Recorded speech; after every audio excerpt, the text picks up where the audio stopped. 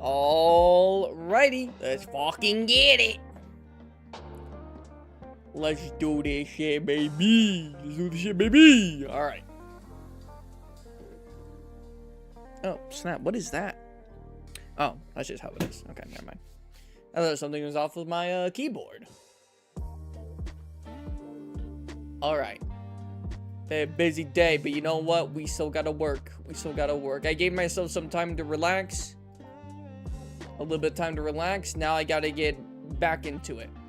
I mean, I was still technically working even when I was relaxing, but I wasn't, like, basically depriving myself of sleep. I was actually, like, sleeping. Like, I would work through the day, but instead of, like, going up until, like, 4 a.m. or something, I'd actually, like, sleep at, like, 12 or, like, even 11. So, definitely got some well-deserved sleep. And we're going to... Unfortunately, I had something to kind of talk about today, but because of something that popped up last second, it just wouldn't feel right to have, like, a discussion stream today when I kind of have to, like, keep on popping in and out of stream. I'm gonna have to end stream later today, like, literally at, like, 3. Maybe even 2. Fuck, maybe even at 1:30. But I'm not sure when. And... Oh, snap. Yeah, okay, I gotta keep this on me. Yeah, let me keep that on me. Okay. And... yeah, so we're just going to be doing some yapping and some reaction videos. Which, I know, low quality content, but... you know. It's unfortunate, but, you know, I think a stream is better than no stream. I would hope so. That is kind of why I do these streams. Hey! Diver. Sorry, guys. Didn't see you. I was kind of just, like, spacing out for a second. Hey, Diver. Gel, how we doing? Thank you, Diver, for the 100. Thank you so much. How we doing, fellas? How we doing? How am I doing? I'm doing good. Thank you for asking. I got some videos lined up, although I only have like 3 videos lined up. I'm out fishing right now, and you're out fishing and you're fucking... Wait, what kind of fishing? Like river lake fishing or like sea fishing? Catfishing. Well, what type of catfishing? Creek? Well, I'm glad you stopped by, but, you know, fishing, you're supposed to really be there to enjoy the moment, you know? Like, I get, like, kind of relaxing, listening to music and stuff, but, like, you know, you gotta be there to enjoy. Unless you're bored out of your mind, but, hey, you know, when that fish starts nibbling, you gotta be there. You gotta be there for that motherfucker. Those catfish are no joke. Some of these catfish are fucking monsters. Maybe you would even call them river monsters. But yeah, we got some videos lined up, but I don't have like a ton for like hours and hours, obviously. But there was a video. There was a video that I want to react by Arknight, and apparently there's some Monster Hunter drama. I don't know if you would be able to call this drama. If I'm being honest, I'm not sure if you would even be able to classify this as drama. But supposedly there is. Oh, that's why I couldn't see. By the way, did you guys see Arknight like changed up his kind of like his model design, his banner, his profile picture? He changed up quite a bit. I'm not gonna lie. I'm looking. Okay, cool. River monster reference. Yep. It's 108 degrees right now, so I'm just waiting. Oh, okay. Are you in shade, or are you just, like, out in the open? So, yeah, so apparently there's a monster, Wilds thing. It's about, like, the price of Wilds on Steam. And it'll probably be on, like, Xbox and stuff, but supposedly I think he's just referencing Steam for now. Hull shade, half sun. Okay, cool. So, I'm not sure what this whole drama is. I don't know why people are upset that it's cheaper. I don't understand that, considering we have Monster Hunter games that go on sale. It seems like it's fine. Why is Wilds being cheaper a big deal? I'm not sure. I think people are just kind of bitching and moaning. But maybe there is like an underlying problem here that I don't know of. How are you? Yo, Viper, what's going on? The humidity doesn't care about the sun. Ooh, you in high humidity area? Yeah. GG's, brother. You gonna be sweating. You gonna be sticky with all that sweat. They're not upset about the price. It has to do with the DLC. Okay, well, we'll watch the video. It's only 11 minutes. We'll watch it. They're salty they paid more, even though more people can play now. Bro, I'm not fucking salty that, like, Rise and shit or, World or anything gets, like, a discount. Now, if it was, like, you got a discount, like, a week later after launch, I would have been a little... It's like, man, if I would have known that, I would have waited, right? I would have been like that, but, like, bro, it's been more than a year. It goes on discount. Shut the fuck up. It's Ark's thing, right? Yep, it is. Is it weird? I like humidity. I like humidity too, but I can't lie. Like, there are certain perks. Like, it's because I've lived in high humid areas, and I've lived in, like, almost no humid areas. As in, like, dry, right? And I'm currently living in a desert, so I'm living in the dry. And, but I gotta tell you, like, there's perks to, like, dry, and there's perks to, like, the humidity. Humidity, you don't even gotta put lotion on. If it's high humidity, you don't even gotta put lotion on, which is great. But if you're going swimming and you have, like, towels out, brother, your towels are not drying. If you go to the pool and you wet yourself and, you know, you dry yourself off with a towel, that towel is not fucking drying.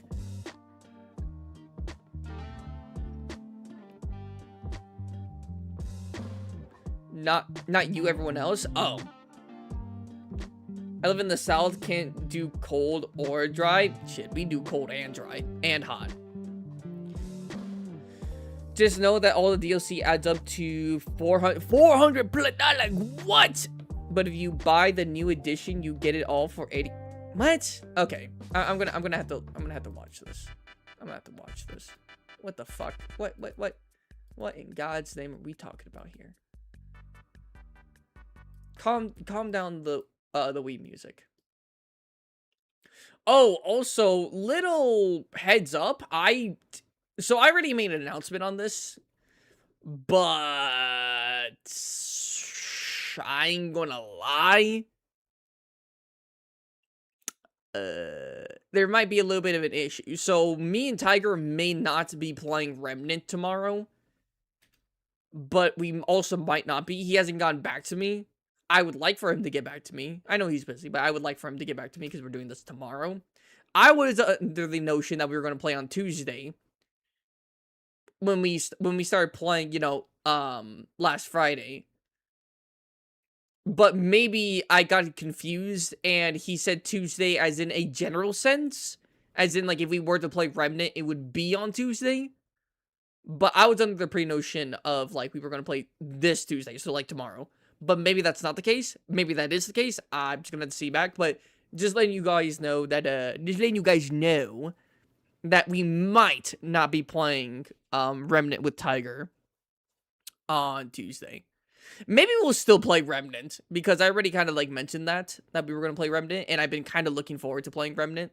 Because I'm not gonna lie, I started playing it with Tiger, and I'm like, fuck, I forgot how absolutely addicting this game is.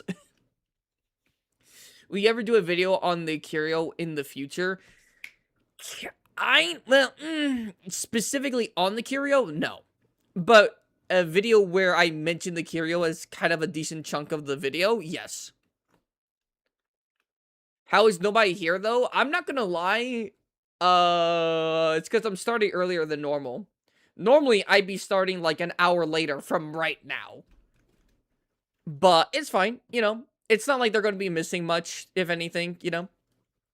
We're going to be reacting to videos, talking about things. Today isn't going to be like a power scaling video. I mean, we could still talk, you know, power scaling and all that, but still.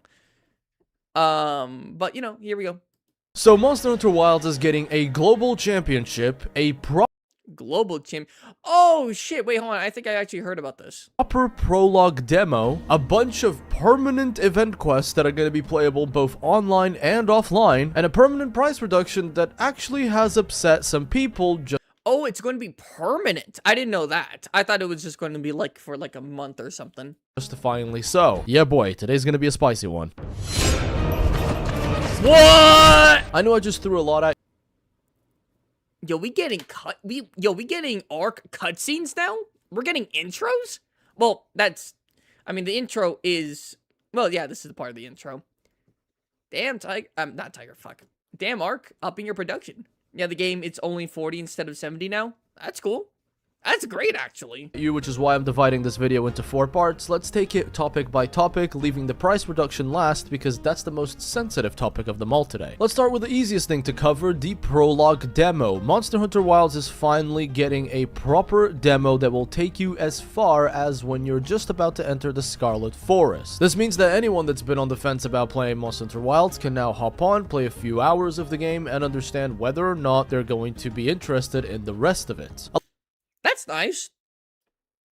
Yeah, no, that's nice. A lot of people have questioned why this wasn't made available at launch. I mean, a demo for a game that's already out is kind of confusing, but That is true. the reason as to why this is happening, in my opinion, is because of Wild's Ascendance. After all, it's a Also, hello, Blue Air. I didn't say hi to you. I'm sorry for not saying hi. I read your thing, but I didn't say hi to you. I'm sorry.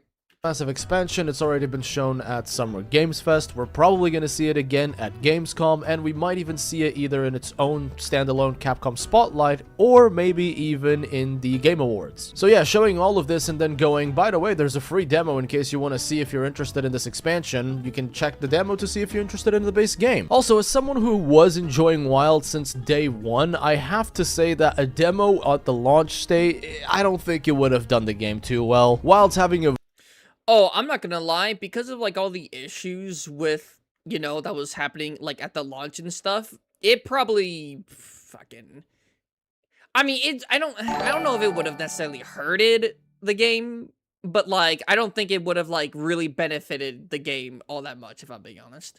Also, hello Diver, thank you so much for the sparkles. rough launch is no Bracky, hello Bracky. secret to anyone. I think the game is in an incredible state right now. There's definitely things about it that I fundamentally do not like, but overall, I've had like over 800 hours in the game, and I can see why the demo is coming up now instead of during the launch time. Next topic is a quick and easy one. It's a bunch of event quests that have basically returned to be permanent, and yes, you can play them both online and Wait, I thought, offline, which is fantastic. oh, offline. Okay. I was gonna say, I was like, don't we already have like all the event quests that we would need? Like, I thought we had all of them.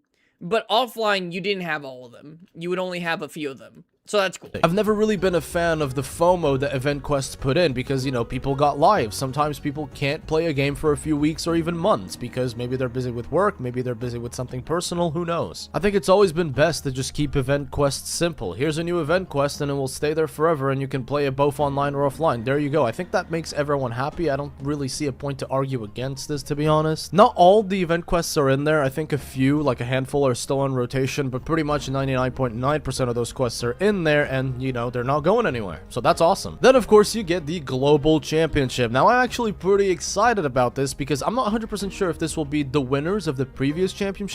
I have no idea what the hell this is. Event quest being offline is awesome. That is awesome. I'm not sure what the what this is, but I've heard of it. Ships going toe-to-toe, or if it's going to be an open tournament, but either way, seeing the world's top speedrunners go face-to-face and Oh, speedrunners. I guess that makes sense. this kind of event is going to be very fucking exhilarating. I got to actually cast the EMEA. It was the Europe and Middle East, I believe, tournament. I got to cast that in the English language with Rurikon, and it was very fun to do so. A bunch of other creators were casting in their own language as well, and it was fucking awesome. I had so much fun doing that. I'm really hoping that I get invited to do some casting again, but who knows? Fingers crossed it's gonna happen. And if I don't really got much to say about this. I don't really care for speedrunning in a general sense for pretty much any game. I do think, if anything, it's kind of unfortunate that like there are certain things that, like, I could be a part of. Like, I could have the availability to be a part of, but I'm not gonna do it because I don't enjoy the thing. So I wouldn't add anything, or I wouldn't be myself because I don't truly care. And that's unfortunate because, you know, I would like to be a part of some, certain things. But, like, if I get the opportunity to be like what, like, Ark did over here, I just probably wouldn't take it. I think it's unfortunate, but I wouldn't. If you don't really care about the esports side of I have to go. Okay, bye, Diver. Thank you so much for being here. Official speedrunning competition. things, you can just care about the 2 new arena quests that are actually going to be the tournament quests for this event. There's 2 Hello, Devil Joe. of them. One where you will take on a Shay Wu, a Logi, and then an Arch-Tempered New Udra, and then there is one where you take the one and only Arch-Tempered Arkvel. I actually already managed to get my A rank barely on these quests. I am not the best Monster Hunter player by far, but I managed to get them, so if I did it, I think anyone can. And because these 2 What, Ark? I'm not gonna hold you, gang. Don't say that. Don't use yourself for that. Ark over here with 800 hours. If I could do it, you can. Don't say that to the guy who only has 80 hours to this game. Don't say if you can do it, everyone else can do it, Ark. I'm not sure if you meet the qualifications for really saying that, big man. How are y'all doing? I'm doing good. How are you? Today's going to be more of a relaxing day. I'm gonna have to leave in about 10 minutes to go check up on something, but I'll be back in like a minute or so. quests are arena based. I'm gonna be very excited to see Hello, Mad. what kind of strategies and smarts the speedrunners are gonna come up with, because the gear on this is all gonna be presets. But now, How's Blanket? She's doing good. She's kind of having accidents, but I don't think it's accidents because of anything urinary, like urinary infection or anything like that. I think she's just like, because they're like some of the cats outside, like the stray cats, are having kittens right now, and so there's like kittens kind of running around everywhere, and I think she's getting defensive of the house, so she's kind of like peeing in the house.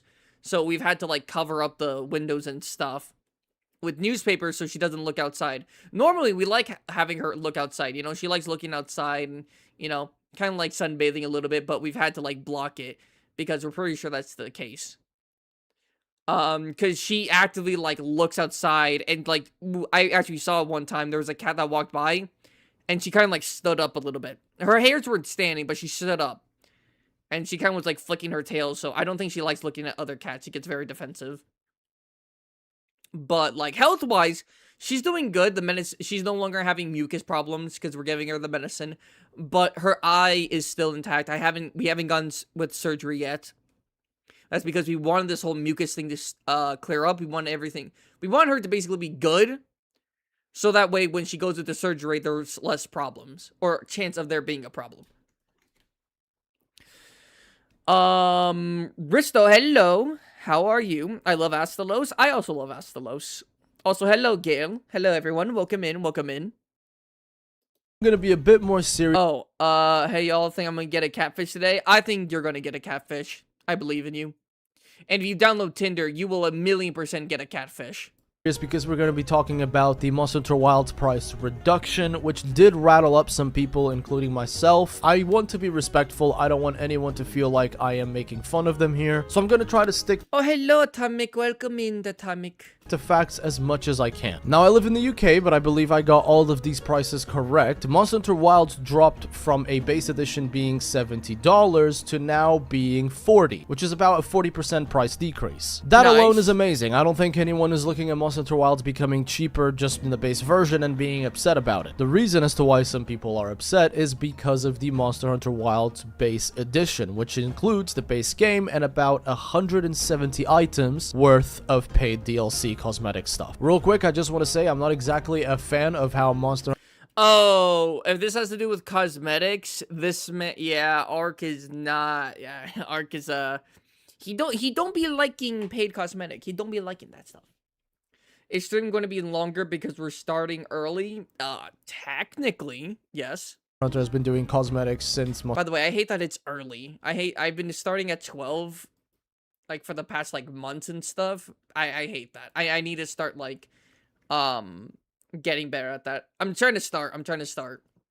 Hunter world, I think that we are increasingly putting more and more paid cosmetic DLC, but every time I try to bring this up, people just tell me that it's all cosmetic, it doesn't matter, and I think I've given up on my crusade about cosmetics, maybe some of them going back to being event quest stuff. I've reached a point where I don't really care about the amount of cosmetic DLC, and I think, well, we do have cosmetic stuff in... Well, okay, they're items. They're not purely cosmetic, but you can use them as a cosmetic through layered armor and stuff. But we have, like, a decent amount of, like, armor and stuff where, like, the event quest gives us armor and stuff. I guess Ark just wants, like, more. And for there to be less paid DLC, less paid, layered armor kind of stuff, which I can understand. I can understand that, but sometimes Ark talks about it like there isn't any, or there's like really like not that much, but there is. It's fine. This is more of a reasonable time. Yes. Okay. I don't want to be tempted by fucking cosmetic DLCs. I mean, they're cosmetic DLC. Like, I get it. You don't want to be tempted. I was tempted with the, with, like, the futuristic armor and weapon stuff. I got that. That's the only thing, I believe that's the only cosmetic thing I got from Wilds. Because that shit was just too cool not to get. But, like, I'm fine with that. any video game that I play, as long as it is purely cosmetic. Hello, ABD. I mean, I'm playing Space Marine 2 right now, and that game also has quite a few cosmetic DLCs, but again, they're all cosmetic. They don't actually affect the gameplay. Maybe I am just old and out of touch, because some people seem pretty comfortable with paying a little bit more to support the game, and, you know, if that's how they feel, that's absolutely fine. I just feel like a lot of... Do people see it as them paying... Do people not see it as, like, them paying for, like, a product and them, like, supporting... Like, paying for a product, second... And the first and then second is supporting. Do people just see it as supporting the company first and then the product second? That'd be kind of whack thinking. Kind of whack way of thinking. But yeah. This DLC stuff could have been embedded into the game, but maybe I'm an idealist and I'm dreaming here, it's whatever. Back to the issue at hand, people that have been playing Wild since day one and bought the deluxe or even premium deluxe edition feel like they're being left out or forgotten or properly acknowledged because of the Monster Hunter Gold edition. One thing that I am seeing a lot of people not mention is the fact that Capcom is known for making gold editions a year or so after a game releases. I mean, look at Resident Evil 4 Remake, it got a gold edition I think less than a year after the game released. So, you know, it's normal for this stuff to happen with Capcom. But I fully understand the notion of, I've been playing this game since day one, and, you know, it's no secret that Wild's had a rough launch, so the people that stuck through it really love Monster Hunter. But the discrepancy in cosmetic DLC value is made very apparent with this graph right here. All of this in here makes it all pretty self-explanatory. I mean, one look at it and you see just how much cosmetic DLC the launch versions of the game had, you know, the base version, the deluxe version, and the premium deluxe version. Wait, okay, hold on. I'm low-key getting a little bit distracted here. What's going on here? So the full game, deluxe pack. Did I get the deluxe pack? I don't remember if I did. I might have. With games I really love, I usually get like the deluxe pack or like the little extra bit instead of the full game. But I don't remember if I actually got it or not. Cosmetic pack, cosmetic 2 pack, DLC cosmetic 3 pack, 4, okay. Blossom Dance, DLC, extra cosmetic, and then premium bonus has all of them. Okay. Deluxe, premium. Oh, okay. I'm looking at this. Deluxe, deluxe, deluxe. Or, no, I'm sorry. Deluxe cosmetic gold. Okay. Okay. Drip check gold today, maybe Volcano. Also, hello Volcano. I'm fine with how Monster Hunter does it because they give you like 90% of the layered gear for playing the game. Yeah, am I weird for not minding gameplay altering DLC if not competitive in non-competitive games? I don't think you're crazy for saying that. I just wouldn't want that.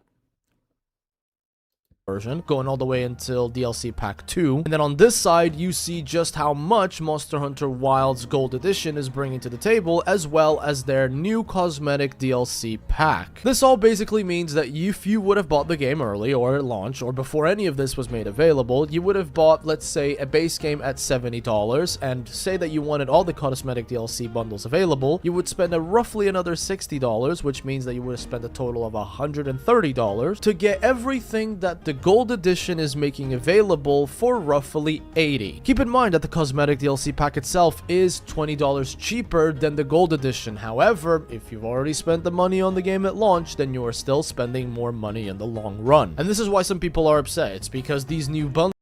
Oh, literally fucking boo-hoo. I'm not... Okay, that might have been a little bit insensitive. But, like, actually boo-hoo. I'm not gonna lie. It's like, why do I have to spend more? It's like, maybe because you then would have had to wait, like, more than a year to play Wilds?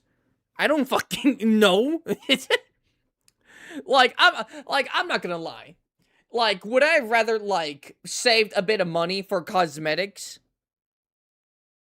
rather than having an entire year to play the game and having not to get spoiled on content? And shit, and everyone already, like, doing things without me even stepping one foot through the door? No. Bro, let me just play the game. Bundles are offering way more value than what we had at launch. But here's the thing. This train of thought leads into quite a few logical fallacies, and I'll explain why. Let's start with the simple fact that you got what you paid for with the Monster Hunter Wilds Base, Premium, and Deluxe Premium Edition at launch. That's just a fact. I'm not throwing that... Oh, wait. If you get more cosmetics now, isn't that because there are literally more cosmetics than there was on base? Like, so, like, day one cosmetics that were available, like, you were able to get things like that. But, like, you get more cosmetics now because the game has already, like, it's already done, and they've added more cosmetics since then. That'd be kind of whack for you to, like, only get, like, day one cosmetics. And not the cosmetics from, like, other events and stuff like that. What I just said. Weren't thinking at launch? Ooh, I didn't see you say that. I'm sorry. My bad, Viper. Viper's over here being like, I don't feel like I'm being seen. I don't feel like I'm being appreciated. And I'm unsubscribing. At your face, I am just saying, we all knew what we were buying when we bought it. There is also the fact that gold editions a year or so after a game releases are not new. This is stuff that happens with Capcom a lot, so we can't lie and say that this is new and this is completely unforeseen. And also another big reason is that, well, you didn't... Okay, so like, okay, I'm sorry, Ark, for interrupting you. I understand people being like, well, damn. I mean, now I get like people are gonna be cheaper, like, damn. Kind of wish now I did that, right? But, like, you're, like, 100 hours, 200 hours, 300 hours, 400 hours, 500 hours.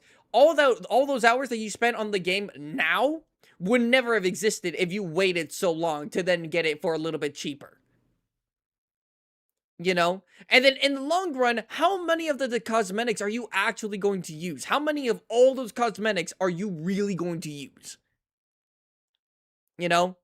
Is it, like, really worth it? Like, I understand the frustration of, like, damn, these guys got it cheaper. But, like, that, like, up until that point, like, up until then, I'm sorry, anything after that, I should say correctly, anything after that, I just don't understand, it's boohoo. Wait a year and a half to buy the game after it launched. You were there. Hello, Red. For all the title updates, you saw the meta change and adjust, which I personally really enjoy. Everything that I said is a matter of fact. This is not up for debate. All that I've just stated is 100% true. However, that doesn't mean that customer retention shouldn't take into consideration how your customer feels. After all, Wilds didn't have the smoothest launch, and it took a long time for it to be properly fixed, and that too is a fact. And yet you had thousands of players that didn't refund anything, that kept on playing the game, that analyzed the game and provided feedback for the guild reports, and I firmly believe it would have been the right thing to do to reward the players that specifically bought Deluxe and Premium Deluxe Edition with literally anything, either exclusive like a pendant or a charm, or you know, maybe a freebie or a discount on a cosmetic DLC pack of their choice. The connection between customer and product or service will differ from people to people. I mean, you have the people that have spent 300 hours on Wilds and think it's a horrible game, at which case can you really take them seriously? Like, how the fuck are you spending this long in a video game that you claim to hate? Like, seriously, please go to therapy. But the connection that everyone needs to establish, honestly, is a correlation between how much money you've spent and how much fun you've had. It is literally... You see, but I don't understand. So, like, would you... So people are like, oh, so they get all these free DLCs for, like... And I would have to pay more? It's like, so do you want Capcom just to, like, give everyone who paid for, like, the deluxe version just, like, all the more free DLCs now? I wouldn't expect them to do that. I mean, that kind of just doesn't make sense. I mean, maybe it's just complaining just to complain. Maybe, you know, just, like, voicing out frustration, but it's like, what do you want to happen? It's like, I want all the cosmetic DLCs that they're getting. Literally, no. Literally, no. that simple. I got myself a deluxe version of the game. Crazy freeze frame? That was kind of a crazy freeze frame. I'm sorry right now. I'm sorry I kind of did that to you. What are we watching? We're watching Monster Hunter Wilds is cheaper and people are upset. Yeah, it's not just purely the game being cheaper. It's mainly to do with the cosmetic stuff, but... And, like, boohoo. Also, hello, Miles. I look at this as someone who's getting mad that they're giving everyone a free character edit voucher and they already bought some. I'm not gonna lie, I don't fucking... Like, I'm literally, like, a massive fan of Monster Hunter. Like, one of my favorite games ever. I don't know if I've ever used a single character voucher ever. Now, it's not to say that they're useless. Or the saying, like, I don't understand, like, the ordeal. But it's like, Spottable, can't you be upset at that? I literally could not care. It's never affected me in any sense. But I'm not a standard Monster Hunter player. You know? And older, like, in generation stuff, I've never used the Palico once. You know, I've never used the Palico once. And I don't give my Palico basically any, like, extra gear. They're like, to make your Palico stronger, do these side quests. Man, if you don't just put a Vigor Wasp down on the floor and let me heal... I could care less. Got my wife a base copy of Wilds. Why no kitty? I just couldn't be bothered to do it. I got 2 of you guys on the channel a giveaway for a base version of Wilds at launch, and I gave away, I believe, 3 copies to friends when the game was on sale. So yeah, I've spent a lot of money on Monster Hunter Wilds copies, and all of it was... You monster? Bro, what do you mean monster? I don't have a actually, I think I technically do have a Palico, but man's just big chillin'. I'm literally giving him free money. He doesn't have to risk his life going out to help me and do stuff, and I'm still paying him. He literally is sitting down, chilling, and getting paid. I am literally doing, like, the best for him. Worth it. I don't regret it. I know that I spent more than your average person, but that's because I wanted to spread the joy that I was having in this video game to other people. In my main save, I got over 800 hours on the game itself, and I probably got well over 1,000 hours in total throughout the different saves, you know, with my wife and stuff. Yeah, sure, I totally get it. Some people didn't like Wilds. Not everyone is like me. I've enjoyed every Monster Hunter game that I've played, from Freedom Unite, to Try, to 4U, to GU, to World, to Rise, to Wilds. I've enjoyed all of them. Basically, it all boils down to this. Is it bad that Monster Hunter Wilds is cheaper and more accessible? No. Is it true that every deluxe and premium deluxe copy delivered exactly what they said they would? Yes. Would it have been nice for... Wait, that it's bad that it delivered everything they said? Wait, what? Rise to Wilds, I've enjoyed all of them. Basically, it all boils down to this. Is it bad that Monster Hunter Wilds is cheaper and more accessible? No. Okay, no, yes. Is it true? But, like, no. That's the correct answer. True that every deluxe and Oh, is it true? Okay. premium deluxe copy delivered exactly what they said they would? Yes. Would it have been nice for the OGs to have gotten some sort of reward because of the rough state that the game was in at launch? Yes. Would it have been nice? Sure. But, like, I don't fucking know. It's like, because here's the thing, right? When you tread that territory of like, okay, well, we're going to give you guys a little bit of something for your troubles, people are still not going to be happy unless you were to get, because here's the thing, right? If you give everyone everything, then it's like, well, then why the hell am I, like, got the game, like, 2 months later, and I didn't get everything, while people who got it first, in the first month, did get everything, right? 'Cause everything for free. Then you've had, like, you're going to have Discord there, or Discourse there. And then you're going to have, well, okay, they're going to give us, like, a little pack of, like, cosmetics and stuff. And then you're going to have people going, well, that's not enough. Like, why even give us anything? That's not enough. Do you know how many hours I spent in a buggy game? That's not enough. It's just, it's just not going to be worth it. I think it's just not going to be worth it. I think the best thing to do is just, like, literally not give anyone anything. However, the true thing is that Capcom is a company. They want your money, and it's up to you as a customer to be smart and understand when they deserve Oh, so hello, Monster. Hello, how are you? Hello, Nappy. money and when they don't. Monster Hunter Wilds are very passionate, but we cannot act like playing Monster Hunter is our job, and we therefore are... Well, it's kind of my job. to be rewarded. Well, playing Monster Hunter isn't my job, but I have to play Monster Hunter. What? By the way, this is an awesome freeze frame. I know I've been kind of doing with dirty with some of these freeze frames. This is an awesome one. Why does he have his toes out like that, though? But anyways, I have to play Monster Hunter. Even if I don't want to play Monster Hunter, I have to play Monster Hunter because I have to do videos about Monster Hunter. It further, because truth be told, we all know what we bought when we pressed that buy button. It is up to every individual consumer to make the correlation of, yeah, the money that I spent on the game was actually enough, I had plenty of fun, or actually no, this title lost me, I don't feel like You could just LARP, you know? Oh, I could. I could make a series of death of games, and I could do wilds. Yeah, that's true. I could LARP. I could LARP. I got what I paid for. If you feel like the money that you spent was worth it, congratulations, you had your fun. Just wait until Ascendance is out and then buy that whenever you see fit. If you feel like your time and money was not worth it, then that's also fine, man. I mean, you know, not everyone has to enjoy the same video games. It's just video games. I will say this. I think certain people think I could be LARPing because I'm not a normal Monster Hunter player.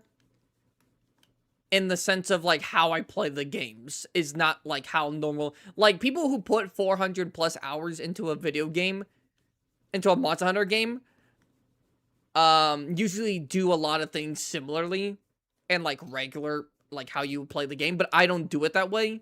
And so when I talk about certain things that I don't do, or experiences I haven't had before, people might call me a LARPer, but it's just because I don't play the game like that. And I'm happy because the game allows me not to play it like that, you know? It's not that deep. It's perfectly normal to dislike Wilds. What is not normal is engaging with... I thought you said Kanye. I'm not gonna...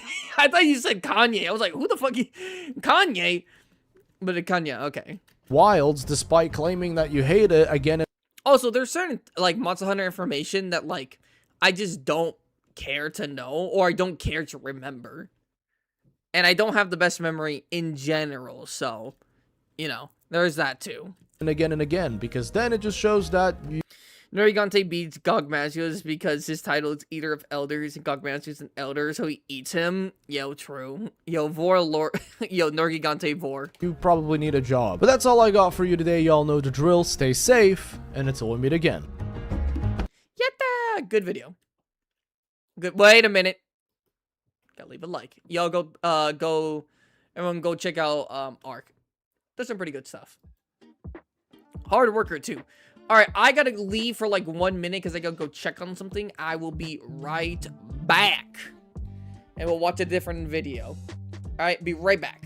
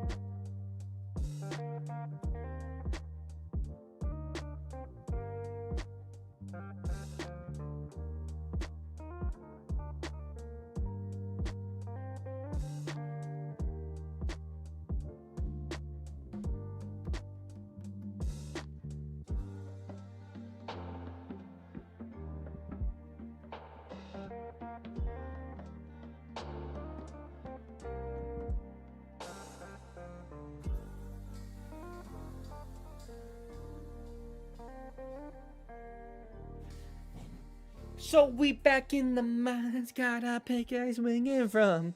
Oh, hello, cool. How are you? Bubba boy. All right, sleep it off, and I'm sure you'll shed in the. Okay, I don't know what the fuck I'm looking at. But time for some more Monster Hunter.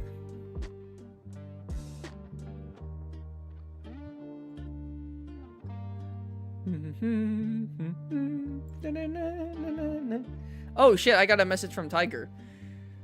Let's see what this boy's saying. Let's see what this boy's saying right here. What the boy's saying.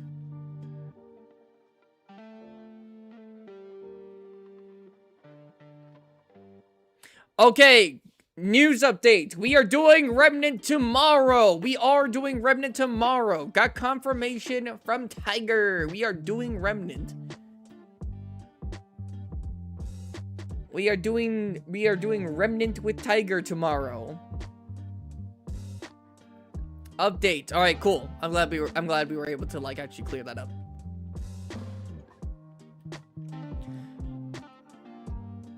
Hello, Zor. How are you?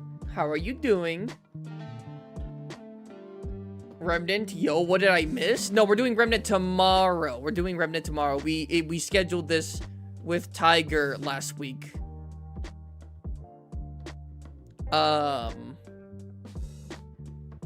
Bubba boy. All right, let's see here.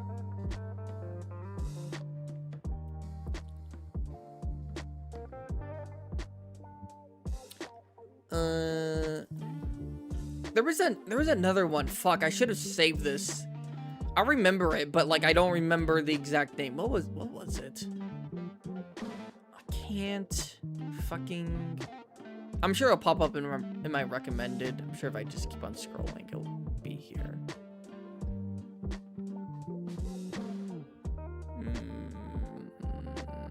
A whole lot of fucking drama videos, because I do be looking at drama videos on my off time.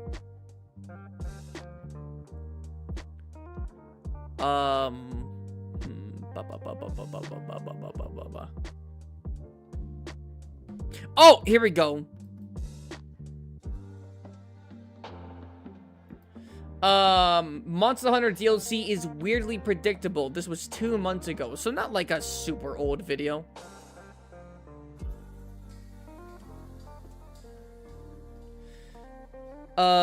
Good. Warframe Orb, Vows fishing, and caught the stream. Awesome.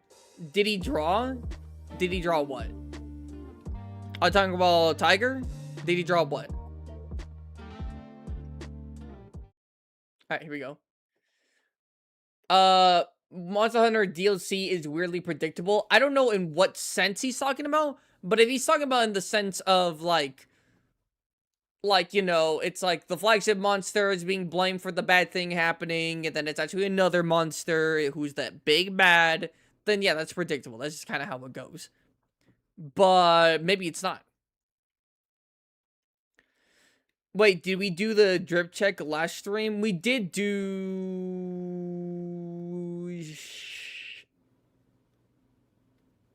We did the drip check. But did I put a drip check last time? I don't know if I did. Did I? I can't, oh my god, I'm blanking.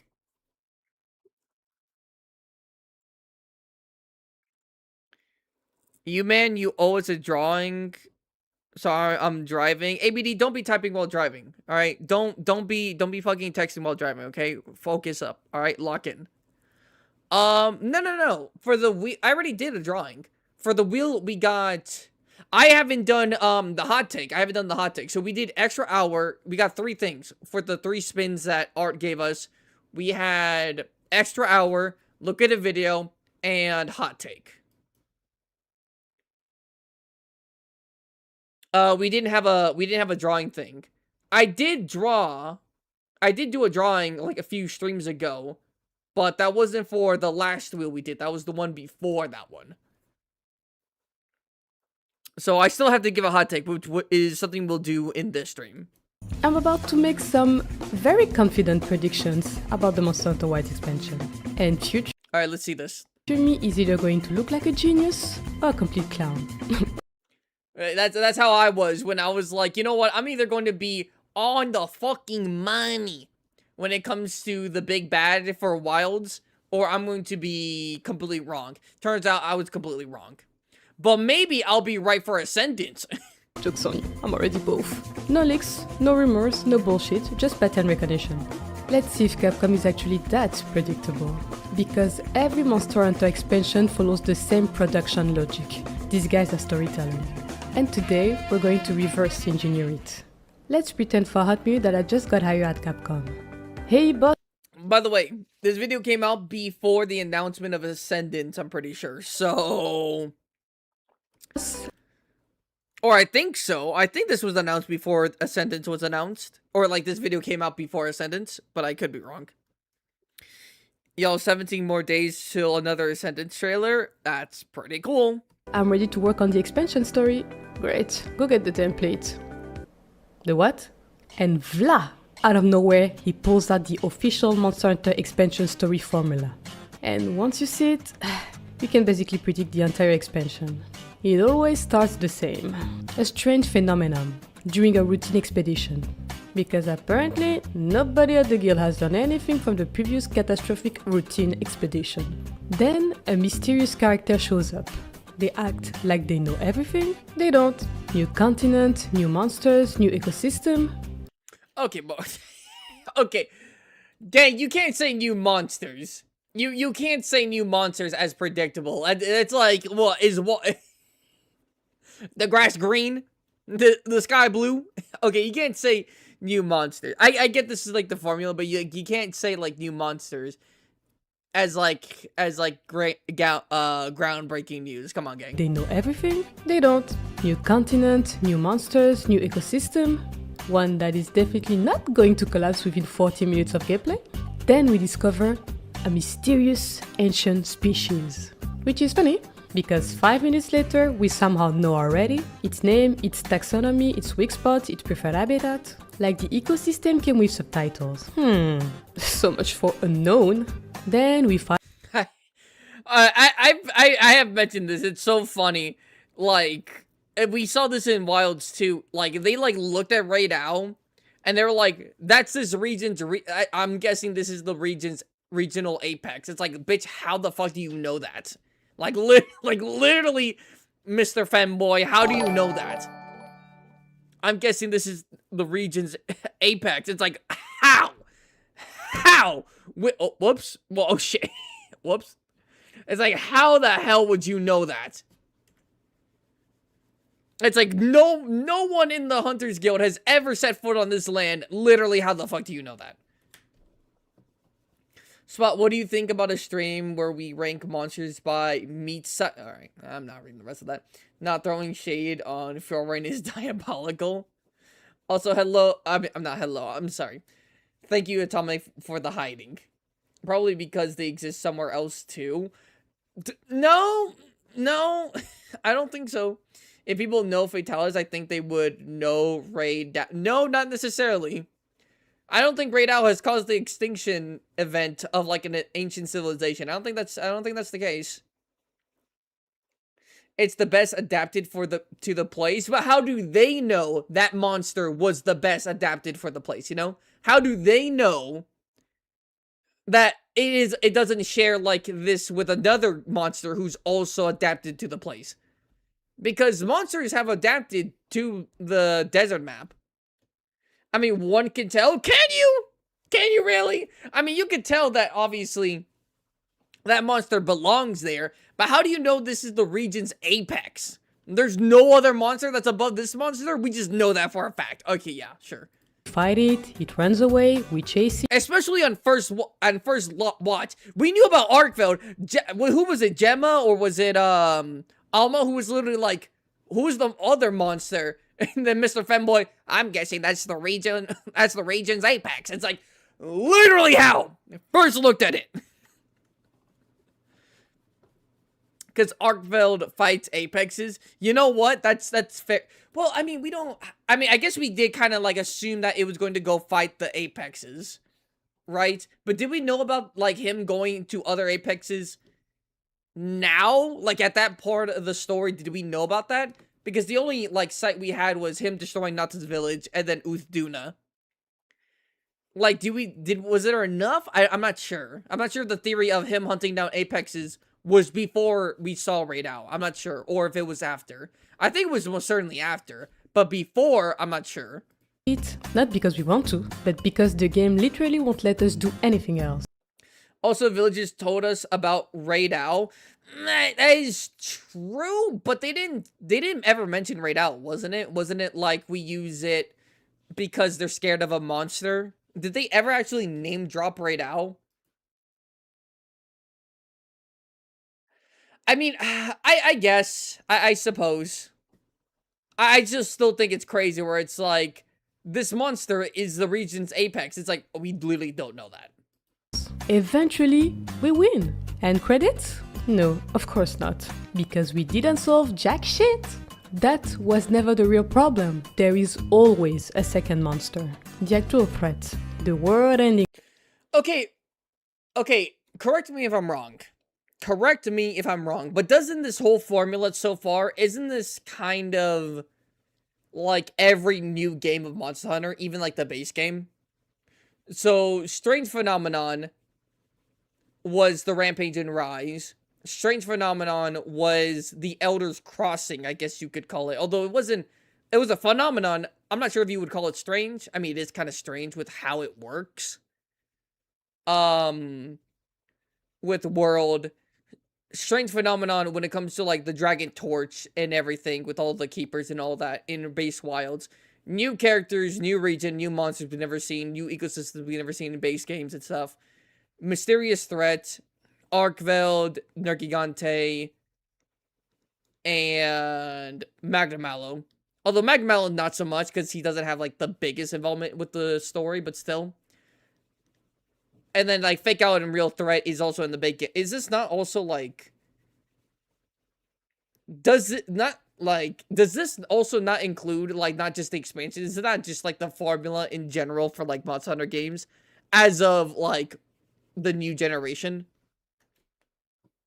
The crossing was way more frequent than usual. Was it more frequent? I thought the issue was Zor Magdros specifically. Like, the Elders Crossing, I didn't think was the issue. Or, like, was what the issue was. It was more that, like, the Zor Magdaros was not following the game plan. That man was going to die in not a very good area. I mean, it was still actually, that was the issue. But I didn't think that, like, it happening more was the issue.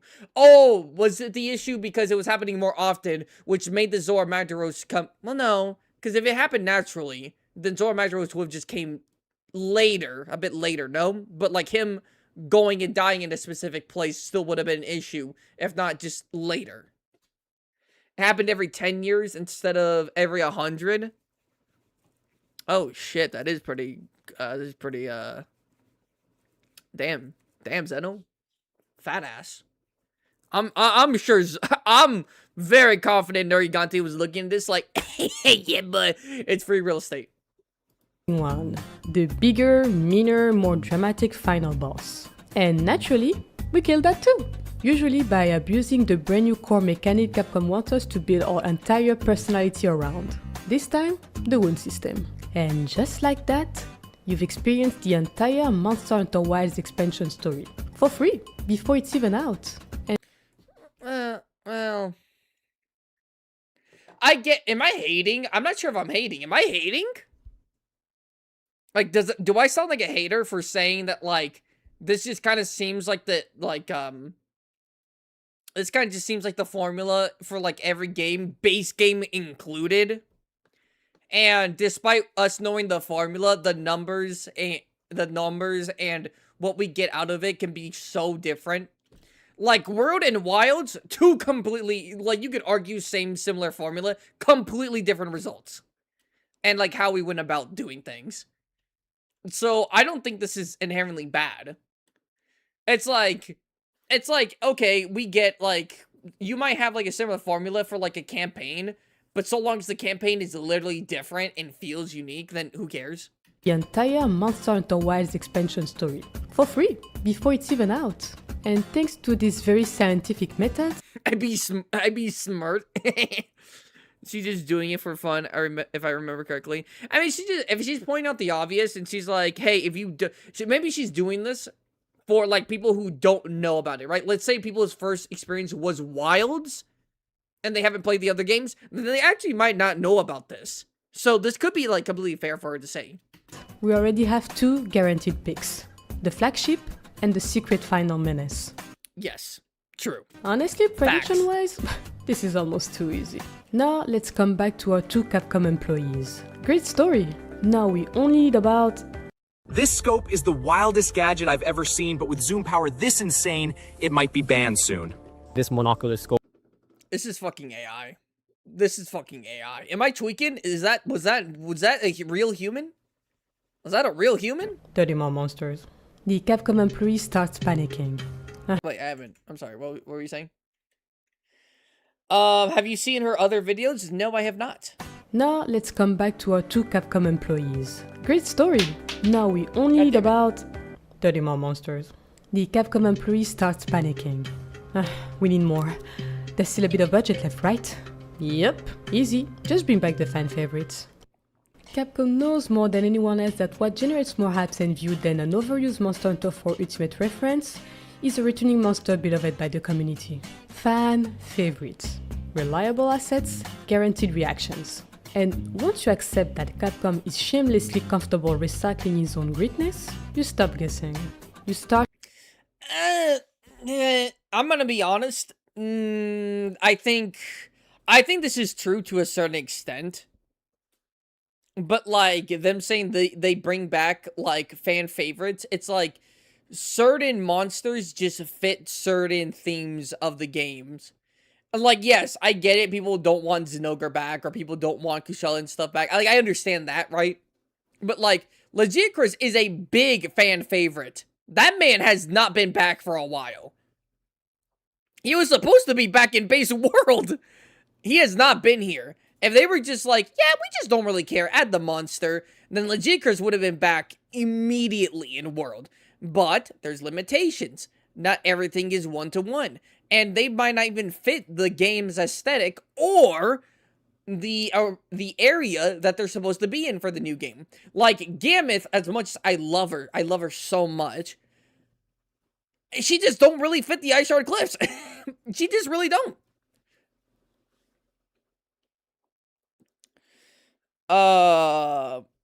They're not fan favorites, they're just poster boys. No, both could be true at the same time. And they stop bringing back monsters, I'd be pissed.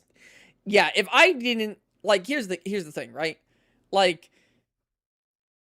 Yeah, here's the thing. Like, you need to bring back other monsters. But I think she's talking about, like, bringing back, like, monsters who have already been brought back, right?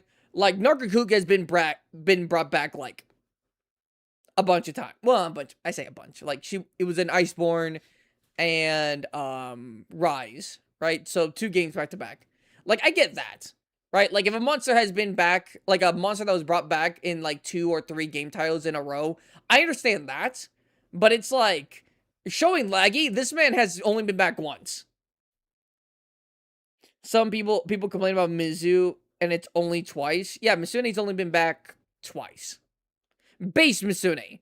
And Wild's Misune does not feel like Rise Misune. I'm gonna say that right now. So, I understand where she's coming from to a certain degree. And I even agree with her to a certain degree. The rest are non-negotiable. Oh yeah, don't even... If I would actually outrage if they didn't bring back Rathian or Rathalos. Checking the roster. Actually, you can't even bring back one without the other. You have to bring them both as a pair. And wait, basically if a popular monster hasn't appeared in the last 2 games, there's a good chance it will return? Yeah. Do you not want it to return? Do you not want, like, Durambros to return? Do you not want Najarala to return? There it is. Gammoth confirmed. Hey. You already know. Suddenly, some nicks make way too much sense. What the fuck do we got here? Monster Hunter roster guessing matrix. Monsters. Appeared in World and Iceborne? No. Appeared in Rise and Sunbreak? Yes. Will it appear in Wilds? Yes, it did.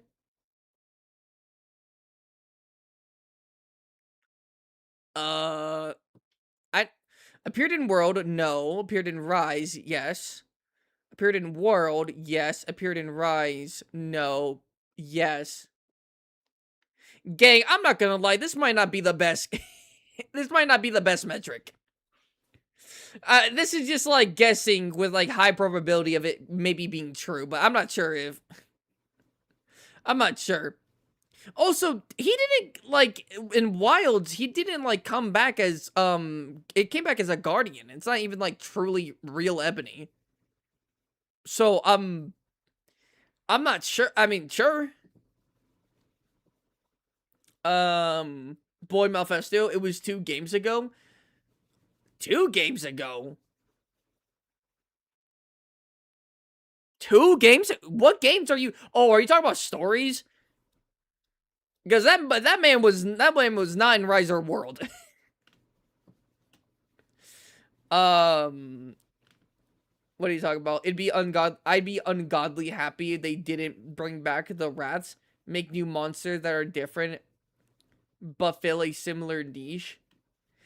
You gotta have the rats. I'm sorry. I understand, but you gotta have the rats. I do not care. They are non-negotiable. They are John Monster Hunter.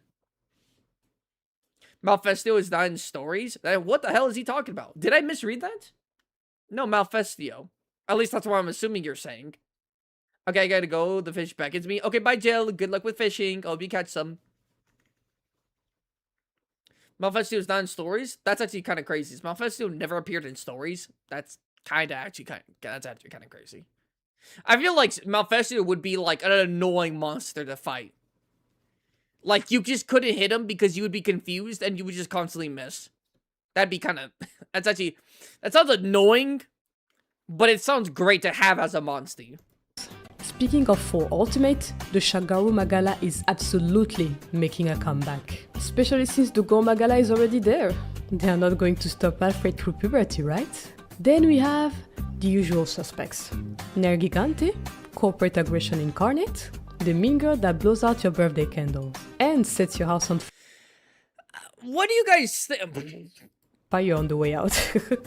Sorry about that, Nergy. What do you guys think about Nergy coming back in Ascendant? I don't know if... Like, I would like him to be, but I don't know if it would make, like, a ton of sense for him to be there. I mean, I'm not gonna lie, the monster... There are, like a lot of strong monsters in, like, the Forbidden Lands. There's a lot of strong monsters for Nergy to eat. And monsters that I think Nergigante could just take on. But... I don't know. It would just... It would feel weird. It would feel weird, you know? Like, if I didn't see Nergigante in the Citadel, I feel like I wouldn't see him here. I would like him, but, like, I feel like if he was going to be there, I feel like he would already be there.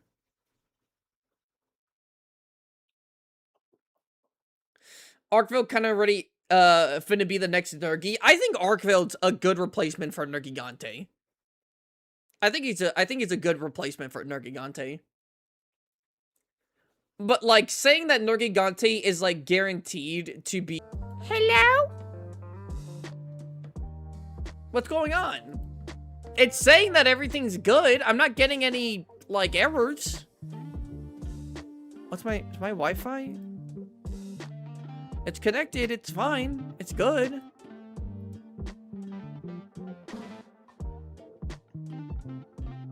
What the fuck?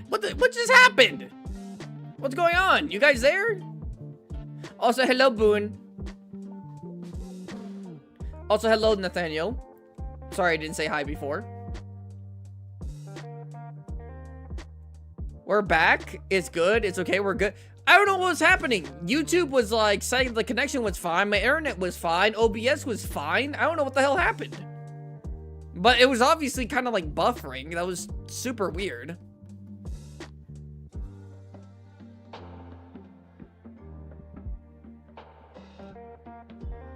You had connection losses there? Well, no, if I had connection losses, if the connection lost, the stream would have ended.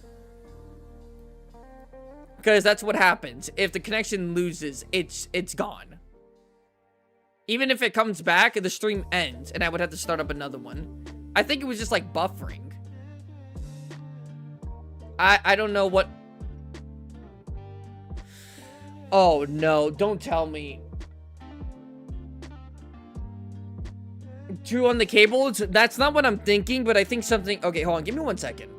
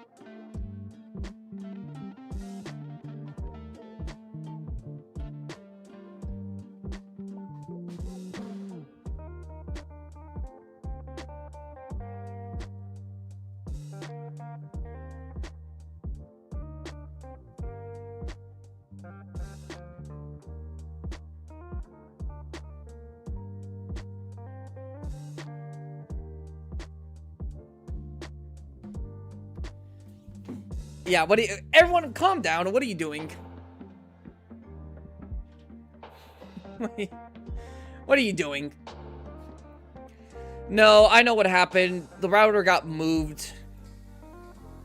Like, the router, like, fell. The router fell. But it's fine now. It should be fine now. It is a bit warm, but I think that's because it was basically working overtime to try to provide internet for being almost upside down. Who kicked it? Good question. I think it was Kitty.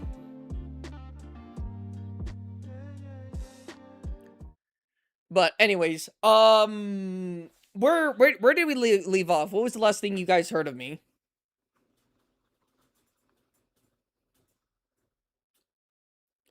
What was the last thing you guys heard me say?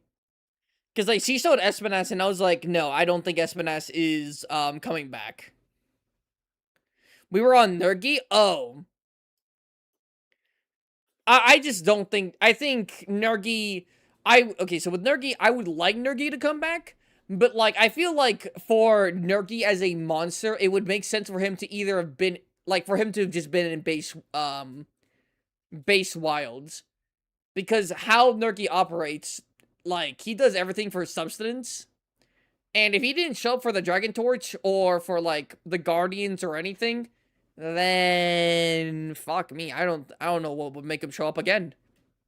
That blows out your birthday candles and sets your house on fire on the way out. Espinas, the unbothered. And then Espinas, no, I just don't think Espinas. The Elder Dragons, yeah, maybe. The fact that like more Elder Dragons are appearing, that could be true. But, like, Nergigante is completely fine with, like, hunting and killing basils and apexes for food, right? Because here's the thing, like, Elder Dragons aren't, like, everywhere, you know? They're not like a piece of candy, and they're everywhere, right? But they are preferred meal. So if he were to come to, like, a energy-rich, like, environment like the Forbidden Lands, I think the original Apexes would have been fine for him. Or maybe they were fine, but they weren't abundant enough to really satisfy him. So with the inclusion of Elder Dragons now approaching, that could be the case. Maybe he'll come back as a title update. But I'm not sure. Ever Queen. But with Espinas... I like Espinas, but I don't think so. Doesn't care about your damage nor your feelings. Yes, Queen. Valstrax. I have no idea what is bro yapping about. And sets your house on fire on the way out. Espinas, the Unbother Queen. Doesn't care about your damage nor your feelings. Did you not watch that developer thing where they said there'd be a good focus on elders? There is, but whatever. Yes, Queen. Valstrax, my precious pollution engine. Valstrax actually might come back because of the specific environment for the new locale. Valstrax would actually kind of make sense. Like, monsters that I think would come back are Valstrax and Shagaru Magala. It reminds me a lot about my favorite modern villain, Taylor Swift, Luna Garon, the No reason for me to think Luna Garen would come back. The Archard Cliffs do not match Luna Garen. I mean, Luna Garen, no.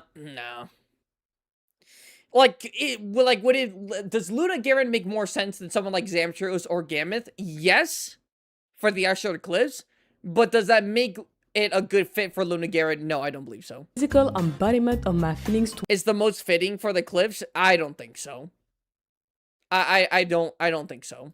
toward my ex. No further comments needed.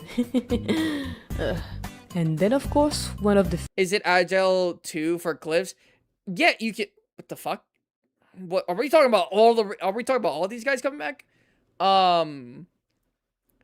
Like, yes, it's good because Luna Garen is pretty good for like verticality. But like, I just don't see there being like a bunch of monsters to sustain Luna Garen. I mean, other than like, you got like, who do you have? You have Blanganga and then like here Abami. Other than that, Luna Garen has to go toe to toe with Jin or Gore. I'm not sure if he could be doing that. I'm not sure if there's just like enough to really sustain Luna Garen, or if Luna Garen would be able to build a population in the Ice Shard Cliffs. I'm not sure if it makes sense. Oh, hello, Gnarly. no further He can go to the forest, bruh.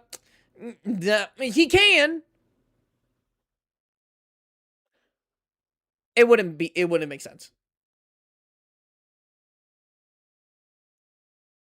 He can eat Gongods, he can eat Ramfa. I mean, like, again, it makes... I think he fits than some other ice monsters, but, like... I just don't think he would be showing up. comments needed. And then, of course, one of the Fated Four. Probably Astalos or Glavenus. Sorry, Almighty Queen Popogamoth. You are too big, too peaceful, and too expensive for this economy. Alright, at least you could say that. I think out of the two, I would rather have Astalos, I think. I think I would rather have Astalos come back. But You need to feed your cat. Or maybe they both come back. What in the fuck? Get. Man, don't get that bullshit out of my face. If Odogaron can do it, Luna Garen can find a way. But that's the thing. Luna Garen didn't find a way. Luna Garen got fucking copy and pasted. That man is not real. He's a toy. He's a faker. Glavenus for the offset? Damn, that's a good point. I'd probably feel nice for great sword players. Spot just wants to leave Rise monsters forever trapped in Rise. That's not the case. Although that's really funny for the video that is going to be coming out next. That's really funny. actually, Now, here's the thing. If they come back as Guardians, I'm 100% fine with that. I'm 1,000,000% fine with that. Because monsters that, like, maybe don't make the most sense for coming back, or it's like, why the hell are you here? It's like, oh, they're a Guardian. So they, like, the Keepers just made them. It's like, oh, okay. The budget starts looking a little scary. What? Only 10? We're never going to make it. Listen. What's the cheapest possible way to add content then? Asset reuse. Every Monster Hunter expansion has one secret tradition. Take existing monsters, paint them slightly differently, add or change status element, their element maybe change their aggression patterns, and boom. Just like that.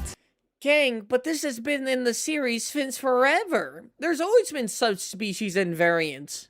Gang, homeboy, or homegirl, I'm sorry, amigo, there's always been subspecies. This isn't an expansion thing. I get what you're saying, but like... One secret tradition. Take existing monsters, paint them slightly differently. Why is she French? I like that's what you're getting from this. Bart, I like this what you're getting from it. Why is she French? Amiga? Oh, I said amigo. I'm sorry. Yes, amiga. Female, a male. Oh, I got it. This isn't anything new though. Add or change status element, their element maybe change their aggression patterns, and boom. Just like that, you've inflated the roster with minimal efforts. Because Hello, Buggy. How are you? I'm back. Didn't get no fish, but did get one big ass turtle. Hey, we love catching turtles too. I love turtles. Was it a snapper or was it a like a regular, just kind of like a turtle? At this point, Capcom isn't designing monsters anymore. They're manufacturing variants, mass production, assembly line content. You stop seeing individual monsters.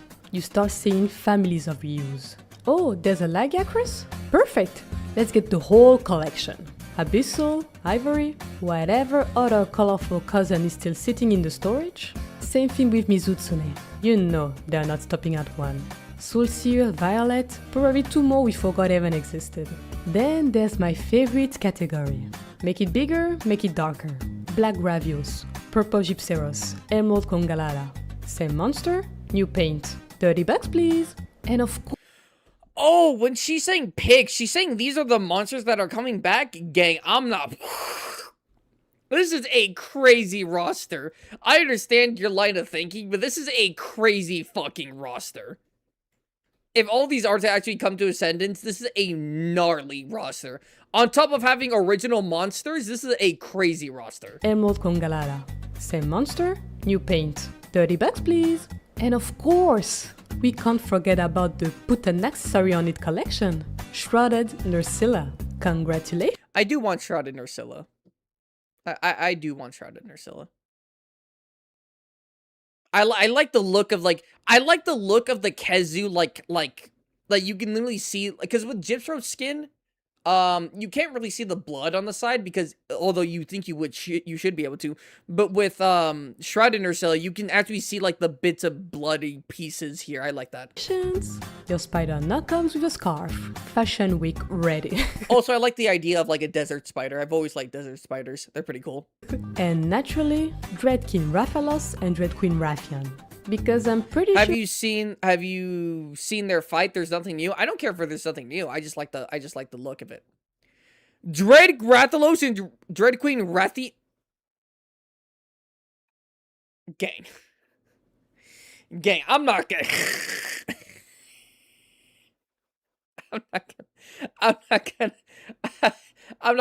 Okay, wait, hold on. Okay, hold on.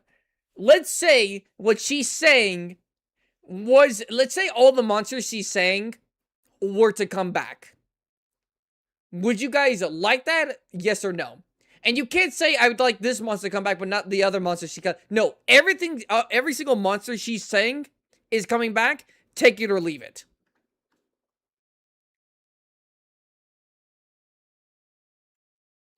I'm not gonna, bro. If I get Dread King and Soulseer Rathi, Misune, and I don't get the other, if I don't get other deviants, I'm gonna freak the fuck out. Well, actually, what other deviants could you have in Wilds? So Rathalos, Rathian, yes. Misune, yes. Legicris doesn't have one.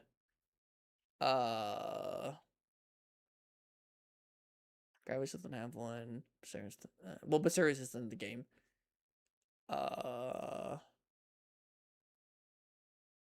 Is that it?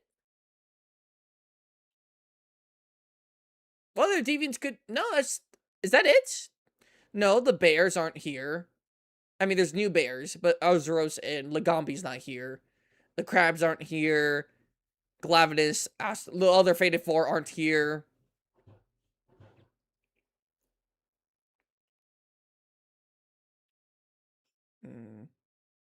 She could have said the medals, which have not missed a single game, but not Deviant, which the generates exclusive. You know what's so funny, too? She's like, hey, if it's been the past 2 Monster Hunter games, there's a good chance it's coming back. Anyways, Dread King and Dread Queen. Definitely not the other ones. Definitely not the other ones who have been in the other games. Definitely not them.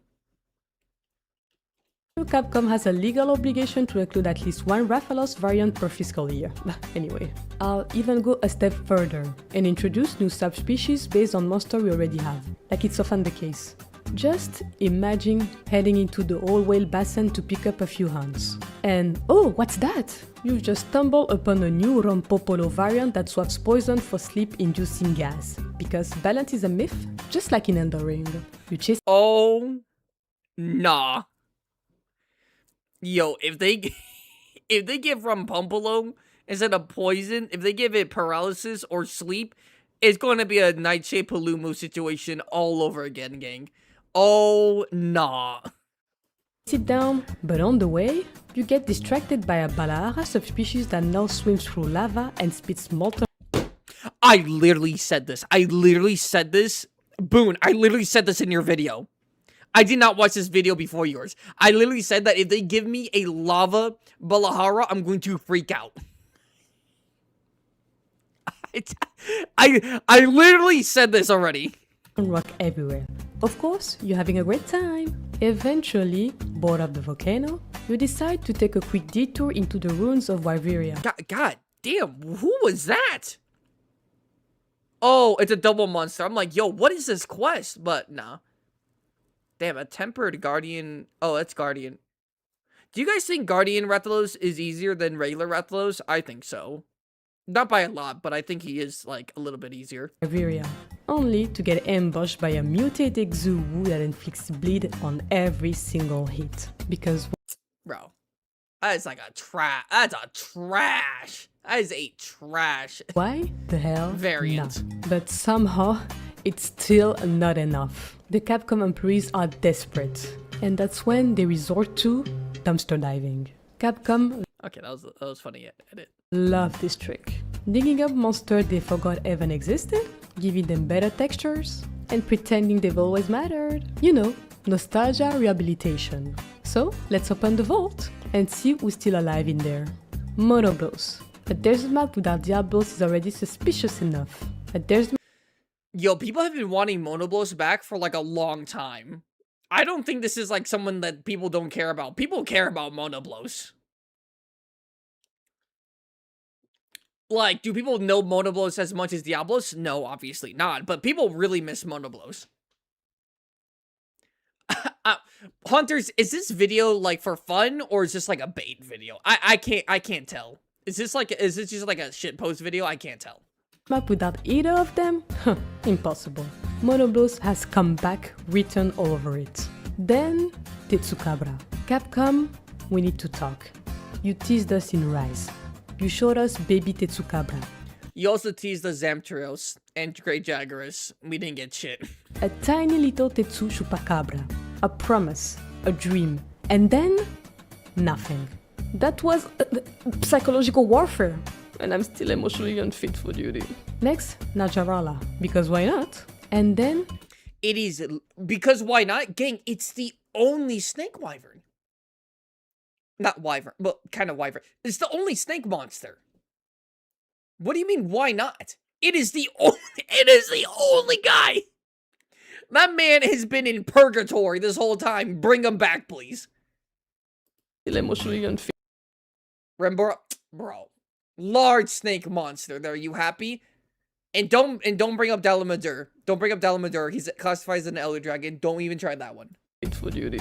Next, Najarala, because why not? And then an actor, I love how she says Najarala and because why not? I love that. because why? And finally, because why not? And then an actor, because why? And finally, What? What? Because what? Because what? I don't. Did she even say a word? Najarala, because why not? And then an actor, because why? And Because what?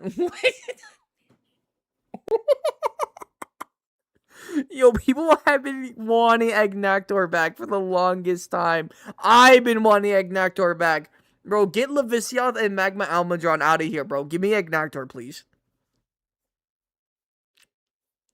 Oh, God. finally, Zamtrios. I have used every manifestation technique known Because why not? to man. Prayer to the Sapphire Star, delusion, emotional blackmail, passive-aggressive comments online. Capcom has no choice now. And with that, the Capcom employees can finally breathe a sigh of relief. They have a full All predictions. Let's go through these predictions. Velkhana. Wait, are you saying Shara's coming back? You're saying Shara is coming back. No shot. No shot. No shot, gang. No shot. Shara's coming back. No shot. If you're saying, okay, like, here, like, Velkhana, like, Shagaru, that's almost a given, if I'm being honest. That's almost a given. Like, Shara, no, they had to do more with the, Abyssal, not Abyssal, I'm sorry, Ivory, Legion Curse. You probably have to do more water stuff, and maybe they'll do that. But I think Valstrax, Shagaru, and like Astalos, and probably like Ivory are like the best probably like candidates. You could maybe say Volcana, but Volcana is like a like it's a like an kind of thing. I don't know. Maybe if they want to do more stuff on Elder Dragons, that's a big maybe. Shara though, that man is not coming back. Why would Ivory? Oh, my fault. My fault. I was getting him mixed up with Abyssal. I'm sorry. Ivory is the one who's more on land. And Abyssal is the one who's more in water. I'm sorry. I got those two mixed up. Listen, hunters. Alright. I'm not... I'm not myself today, okay? roster with minimal effort and maximum budget optimization. Okay, who would I want here? Black Gravios, Shrouded Ursula, Emerald Congalala, and Monoblos. These are like the four that like I would actually want back. Monoblos, because this man has not been in the game. Please bring back Monoblos. Just so I can stop hearing people talk about Monoblos. These are the three that I would want. These subspecies, I want them back. Wait, no, is Emerald Congalala, he's a subspecies, yes. Yeah, he's a subspecies. Wait, no. Wait, is he a variant? No. Oh my god, my head.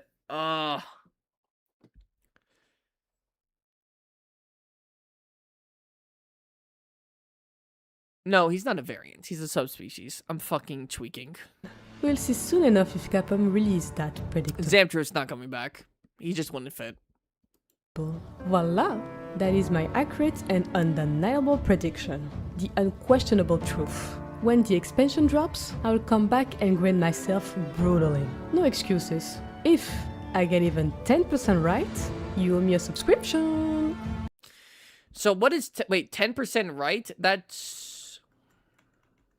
is... Sigh of relief. They have a 6, full 12, roster with minimal effort and maximum budget 24, optimization. We'll see soon enough if Capcom release that 28. predictable. Voila! So 10% of that is... oh, excuse me. Oh my goodness. That's like 3? No. What is that? That's like 2? Wait, 10% of like 28.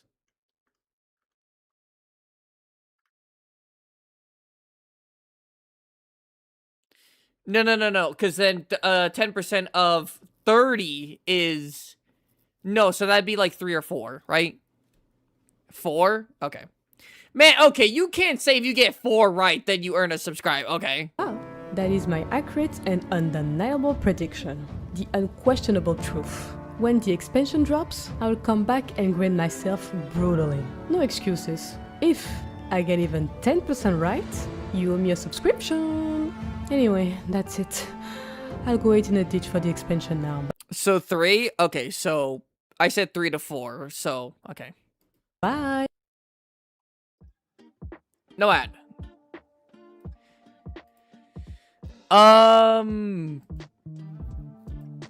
Okay. Holy crap, we got a lot of people in. Yo, welcome in, everyone. I thought we had, like, maybe, like, 12 people. I'm sorry.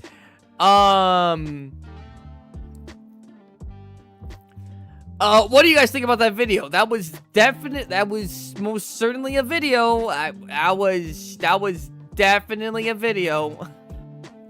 I can't tell if it was rage bait or if it was just kind of like posting just... I can't tell. But that was most certainly a video.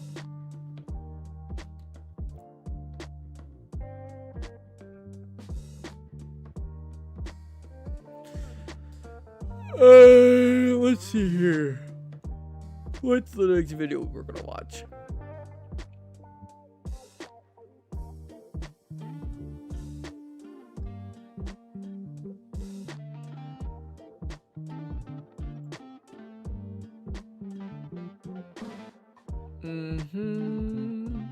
Oh, Viper, you sent me some videos, right?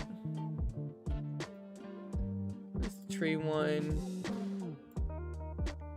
Oh my god, I can't believe I forgot about this. The D-Rex and Devil Joe video. Oh my god.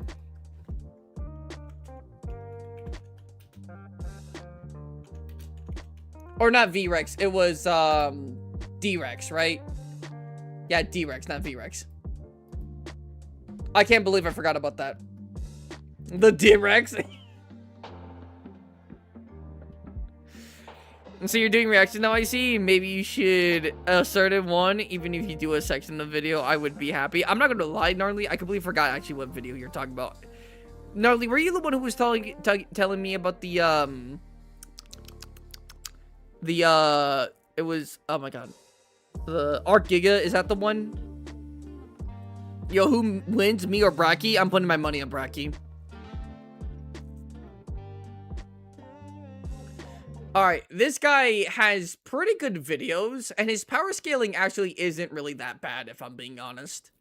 I actually don't mind his power scaling at all. But Delajo versus the D-Rex? Come on, gang. Come on, gang. Come on. I mean, I guess if you want to put the D-Rex out of his misery, I get it. But, like, come on, gang. It's strong? Oh, no, the D-Rex is huge. It is definitely strong. But we're also talking about Devil Joe here.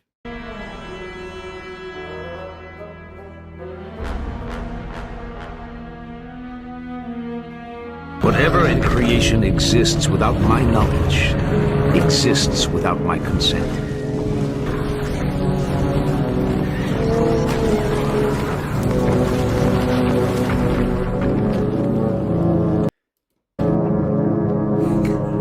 I like this guy's videos. Have I subscribed? I'm not sure if I have. Let me leave a like real quick.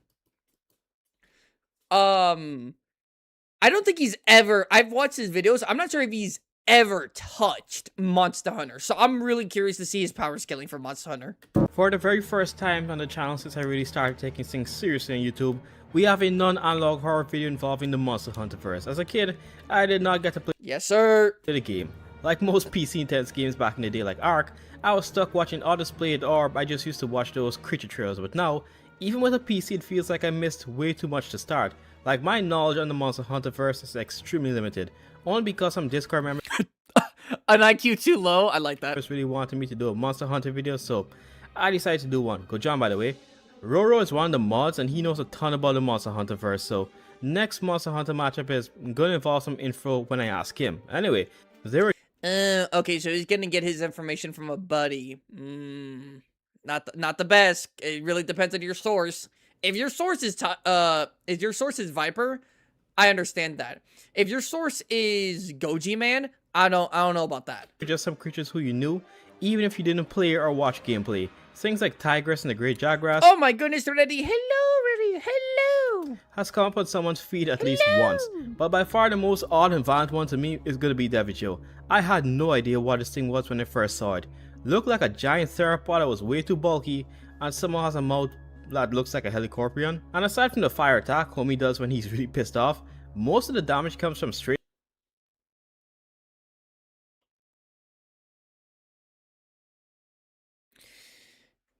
Oh no. Oh no. Oh no. Oh no. Oh no, sweet child. Oh no. Oh no.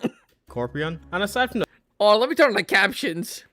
the fire attack homie does Oh no. Oh no.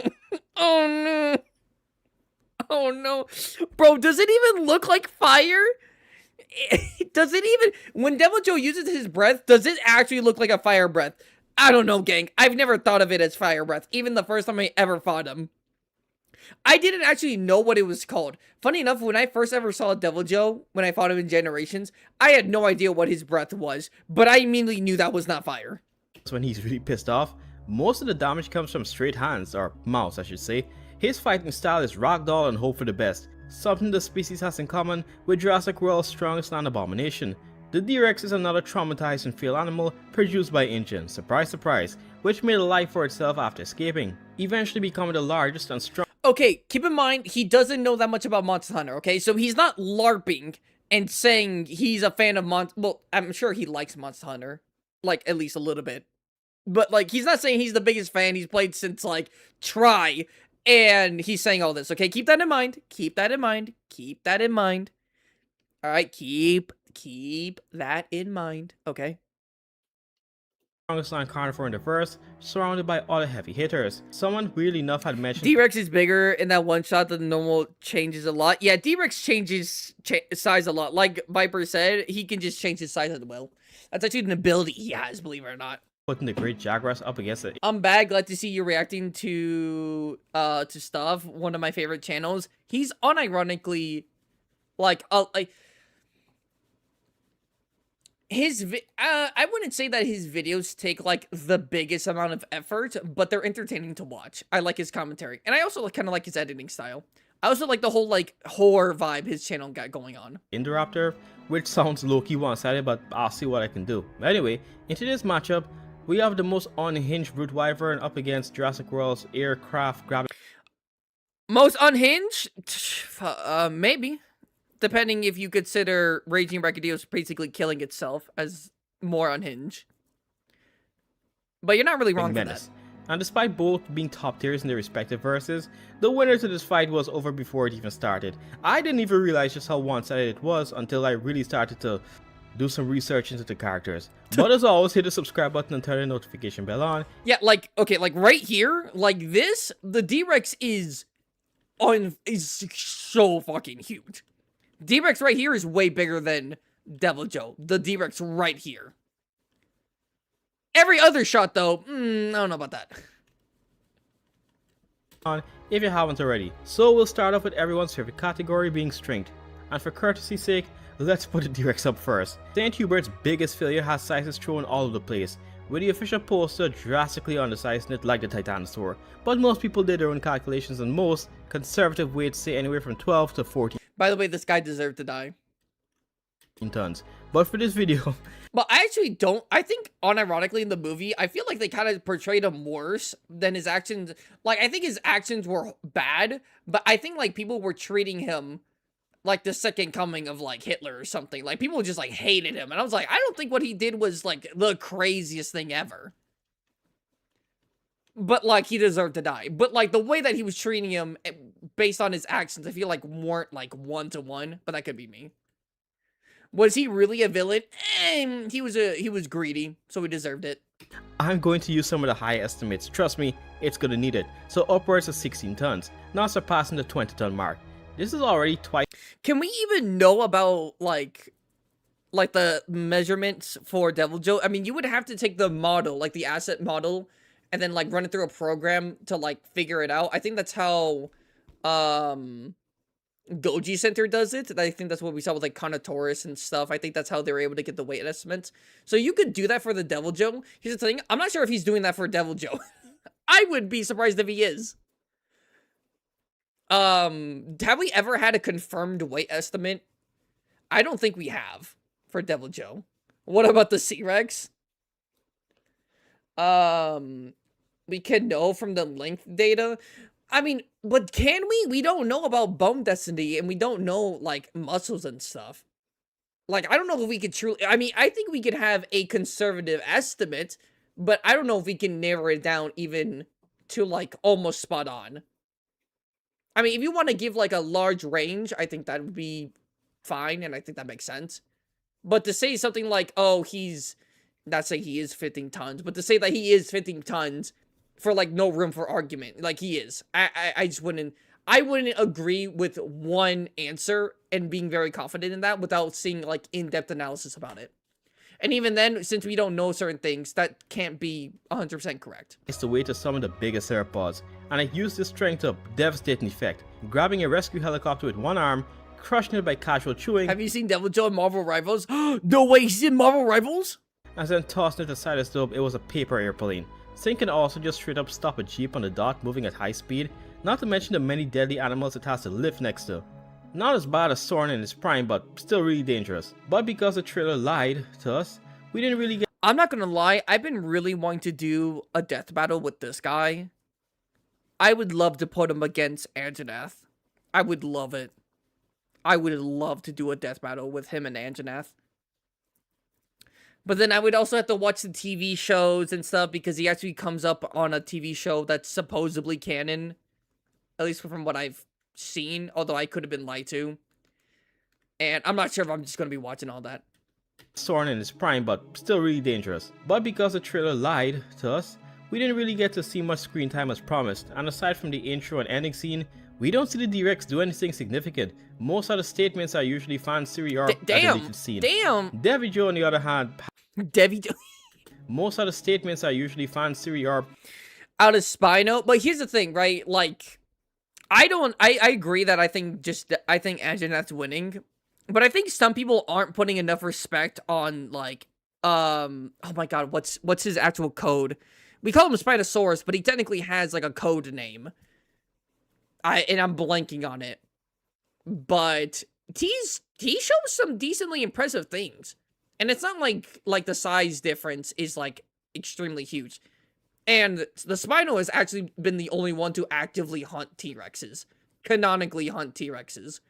And Anjanath does have a body shape of a T-Rex. So, you know. The spin! S at 71 or something. I thought it was 81. Oh yeah, 87? Oh, okay. A deleted scene. Devil Joe on the other hand has many on-screen feats to back it up. So when researching for this video, I was a bit confused because apparently there's some sort of size change between certain individuals due to crown size. There's a large and smaller gold crown size for the Devil Joe species. What causes it? Didn't get that far. All I know is that... What do you mean what causes it? Gang, that's like what causes... genetics? I don't know. What causes me being 6 foot and someone else being 5'5"? I don't know. Genetics? Wait, what do you mean what causes it? Oh, I think he's talking about them like individuals. No, gang, it's a species. So there's going to be a wide variety of like different like sizes. That's how it is with every animal. And smaller gold crown size for the Devil Joe species. What causes it? Didn't get that far. All I know is that I'll be using the smaller version. Dang. Bro, why you mean mugging me like that? Which when converting the in-game units to feet, gives it a length of roughly 60 feet. Yeah. Hey, yo, ABD with the $10. Thank you. You know what that means? Extra hour of stream, baby. In this world, there's only one Devil Joe to exist. That is true. Hey, I'm a silver crown. Okay. Thank you so much, ABD. Let's get some W's in the chat for ABD. Thank you, ABD. Thank you, thank you, thank you. We get an extra hour. I'm gonna add the extra hour to the next stream we're gonna have to start today. Because remember, if you read, I hope you guys got the thing from the Discord. I'm going to have to end stream early today, and then an hour later, I'll start up a new stream. That's because I have to go do something. Big, but it doesn't seem that much longer than some of the biggest theropods in Jurassic World. Well, that's true, but Devijo demolishes when it comes to weight. Well, okay. You might hear him say this and go, "That's crazy," but he's using a small crown for this case. Gives it a length of roughly 60 feet. Big, but it doesn't seem that much longer than some of the biggest theropods in Jurassic World. Well, that's Yeah. true, but Devijo demolishes when it comes to weight.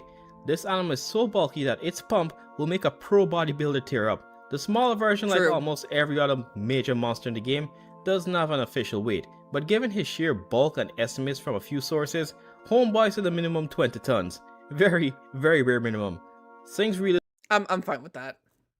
realistically like 25 tons, but we're gonna leave it at the lowest because the abilities this species has, it's outrageous. Its jaws, while intimidating, don't really produce the highest crushing bite force when it True. comes to other wyverns its own size or similar. So this species has learned to use gravity and the environment to do all the dirty work. And even if the opponent is the same size or possibly even bigger than this animal, it will somehow Oh manage my to god, I know. Yes, Nicholas, I've seen this. We've seen this exact video. The suplex! flip them in the air and drags them everywhere, slamming them into walls, bashing them to the floor, or just shaking them in midair. Yes, even if they're the same weight. Then there's his tail, which can either turn you into a mist of blood or send you into orbit, followed by the dragon breath, which literally melts your flesh and Okay, so he says dragon breath here. Okay. is toxic. So at the very least, if that's not fatal to the Wait, opponent, I'm sorry, say that again? tail, which can either turn you into a mist of blood or send you into orbit, followed by the dragon breath, which literally melts your flesh and is toxic. Is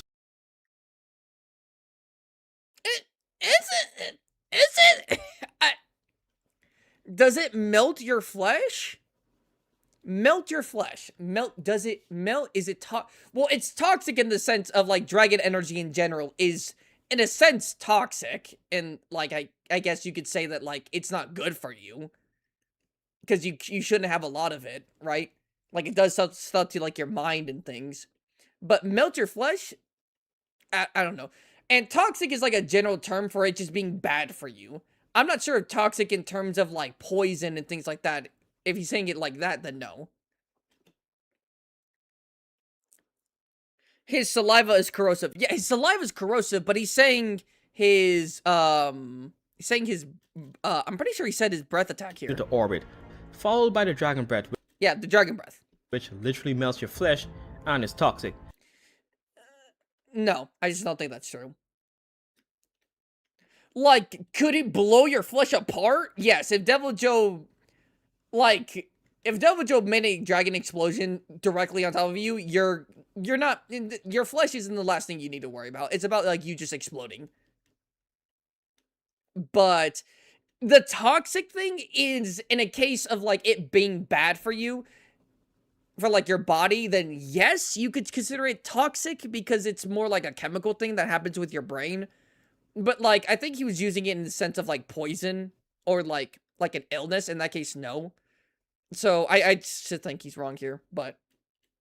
So at the very least, if that's not fatal to the opponent of a similar size, it can be a very painful distraction. I haven't even gotten into things like Rage Mode, like Ark's Giga, Devijo can just enter that. And it's horrifying. Those stretch mark looking patterns and partly get opened up as hidden muscles burst through and turn red as Oh, shit. Yo, what's going on with... Yo! Palomo, get out of there! Ah! He's stepping on me! looking patterns and partly get opened up as hidden muscles burst through and turn red as the thing gets angry. It's now faster, stronger, and just angrier as a whole. Oh, I forgot to mention the Devijo are also cannibals, so on their nomadic travels, they don't just scoop up jackgrass. One Devijo might see another and decide it's lunch. Part of this has to do with this brute wyvern's insane metabolism. It's almost like a stoat, but for strength, I don't think I'm not gonna lie, I haven't gone so much into it because I just can't care to, like, I haven't power scaled Devil Joe, so I haven't gone into this one specifically. I hear so many different things, and I know most of them are incorrect.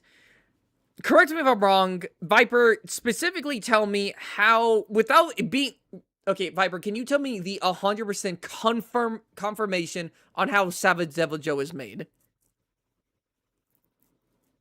Because I don't believe they're actually cannibals in the sense of, like, a Devil Joe will see another Devil Joe and just decide to eat it. I don't think that's how that works.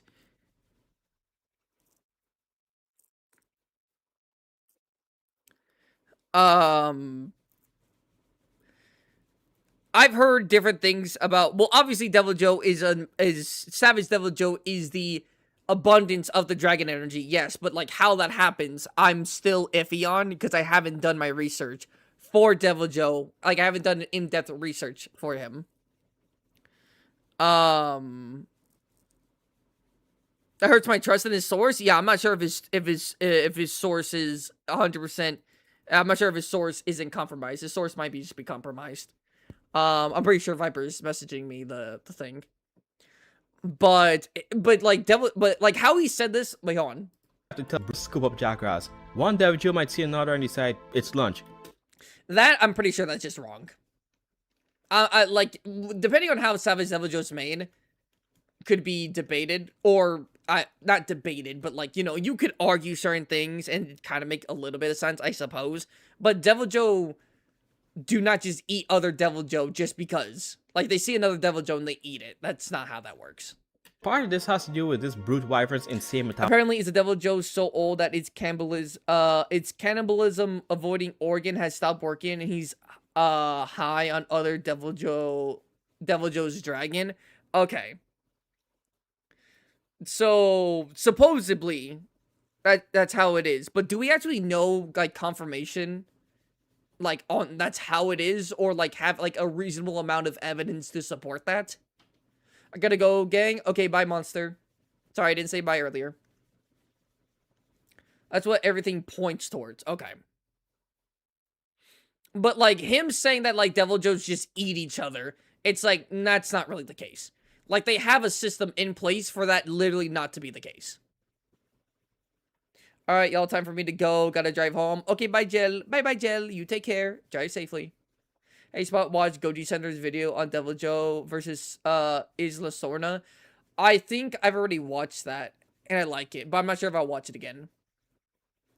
They literally have an organ to prevent that? Yeah, so this is just misinformation. Guys, don't believe him. Not saying that he's a bad person. He just doesn't... He doesn't know that much about Monster Hunter, so he's getting his information mainly from, I'm guessing, like, YouTube, Wiki, and, like, his source. And his source might not be the best source. It's almost like a stoat, but for strength, I don't think I have to tell you who wins this category. The D-Rex may be a helicopter-grabbing menace, but the Devil Joe can basically grab a dragon bigger than a helicopter and shake it to the ground. Not to mention the insane damage we see these things do to the environment alone when fighting. Some wipe out entire ecosystems on the quest for food, but now... Yeah. The unfortunate thing with the D-Rex is that it's not, like, the D-Rex is a mutation. It's an abomination. It's not supposed to work like how it's supposed to work. So if Devil Joe were to pull on one of its arms, it'd most likely be extremely painful. Like, the D-Rex is built, but not built correctly, if that makes sense. What's onto durability, and maybe... Between the cannibalism, the tail thing, poor Devil Joe might as well come from How to Train Your Dragon based on all this misunderstanding. The D-Rex will get some redemption here. I mean, Jurassic Park dinosaurs are known for their durability. Well, not really. Again, I'm still not over how Rebirth's trailer basically catfished us into thinking Ember, and the D-Rex would be a bigger part of the story. We see the D-Rex take no significant damage on screen, but we can't theorize that, like small carnivores made on the engine, it should have high bolt resistance and could withstand a lot of damage from other large carnivores. Though apparently Ember was supposed to do it in, and so was a Titanosaur, but hey, those are cut from the script, and Ember likely had help. But for durability, that's basically all we have in this thing. Most are just assumptions of the damage it can take. Okay, like, here's the thing, if you say durability for this thing, it's like, oh, normal munitions, like, can't, like, do it in. That makes sense. Like, that would track for Jurassic Park. Someone became a gunner, but I haven't fucking fixed this, so I don't know who it is, but thank you for joining. Welcome in.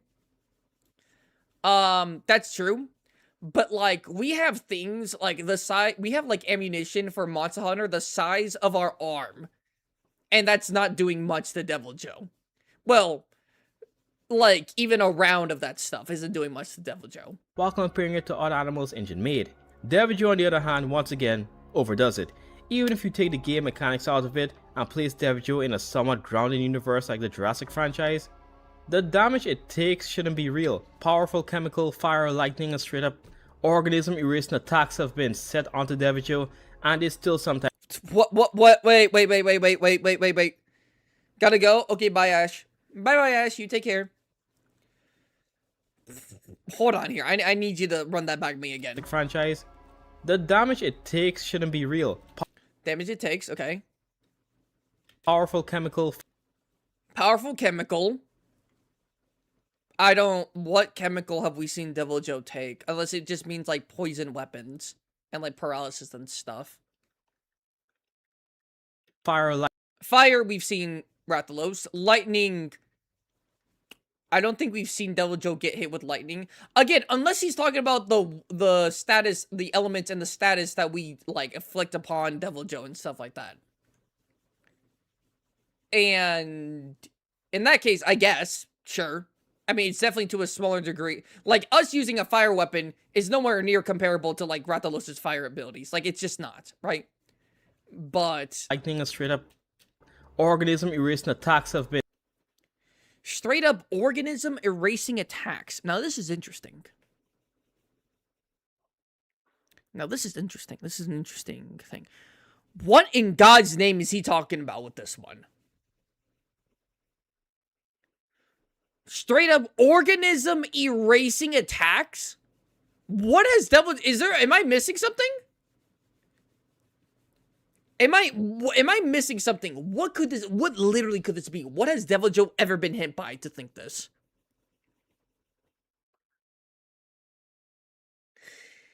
Is he talking about how Nergigante eats other organisms, and Nergigante technically has a turf war, a reused turf war, but a turf war with Devil Joe? I'm trying here. I'm trying. I hope this doesn't make you guys think less of this guy. This guy actually does make good content. I just think his information is just whack. Where he's getting his information. Black Veil, maybe? That's not a bad one.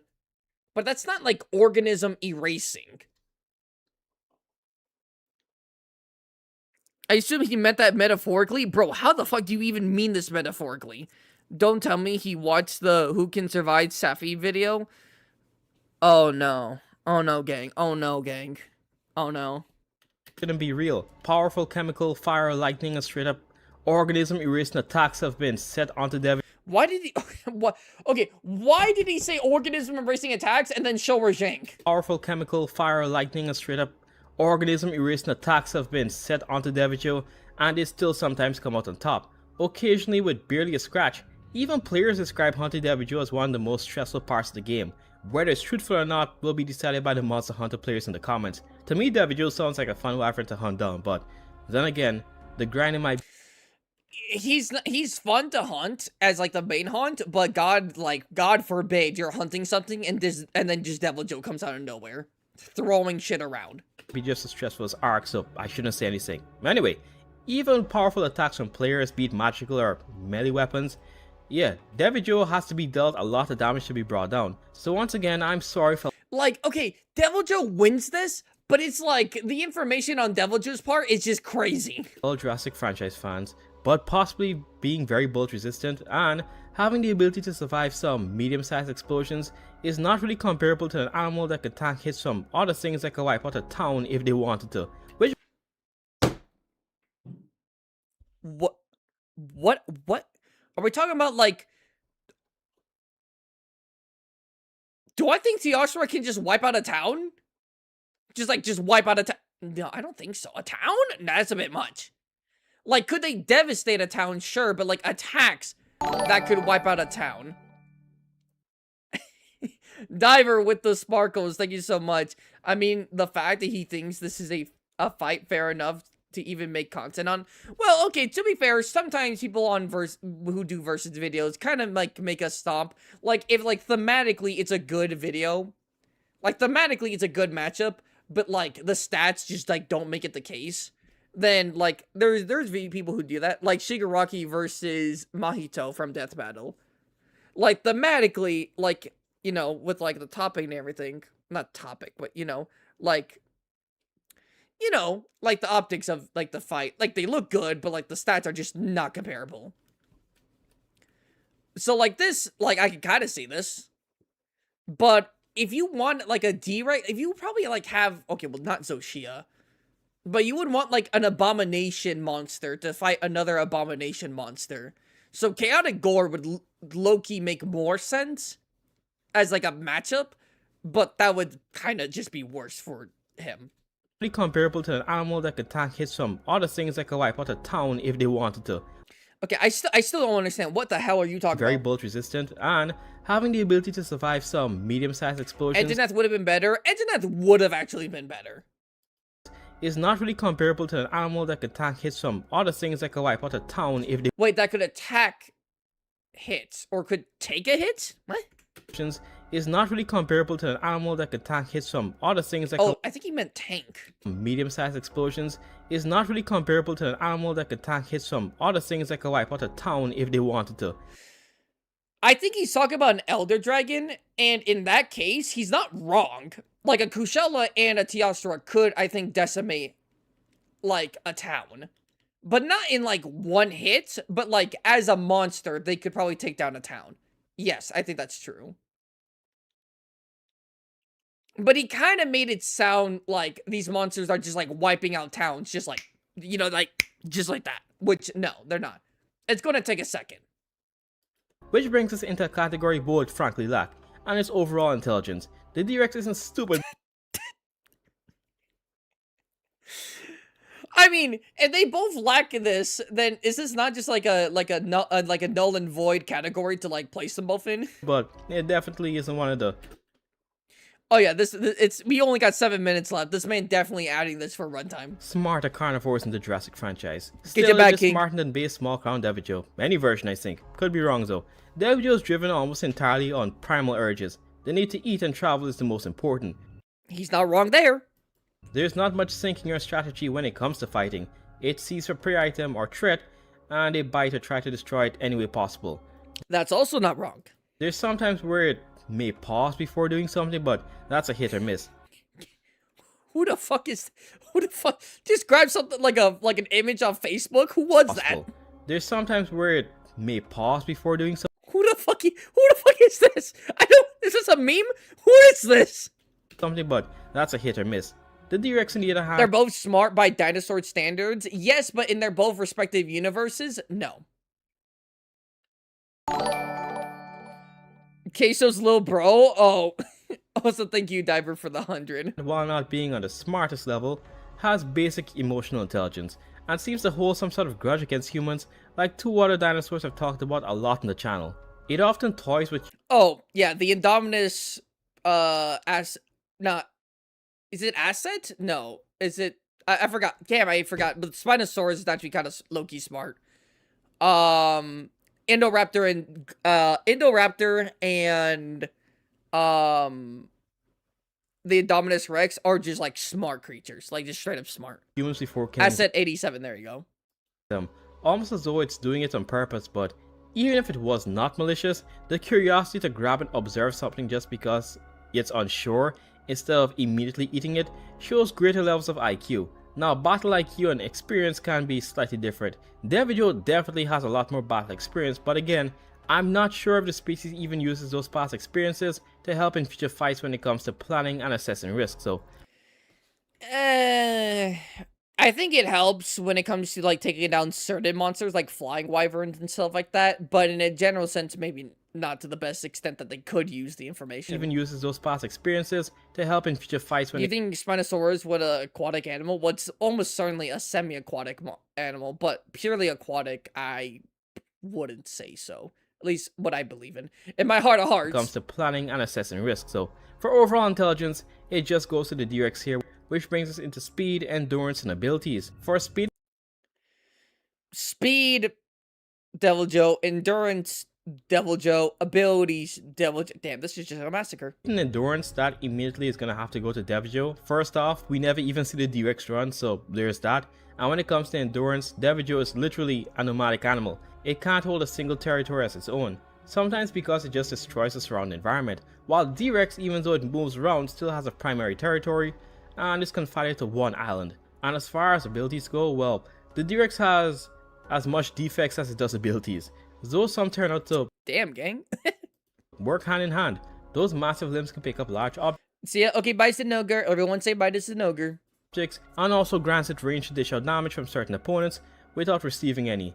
It has a powerful bite force too, despite its deformed skull, and then of course it is the largest carnivore on land in the verse, so size alone usually gets it what it wants. Now moving on to Devijo, despite being bigger than 3 African elephants, can jump over a building from a standstill, can use its mouth to bury into the ground with shrub debris at attackers.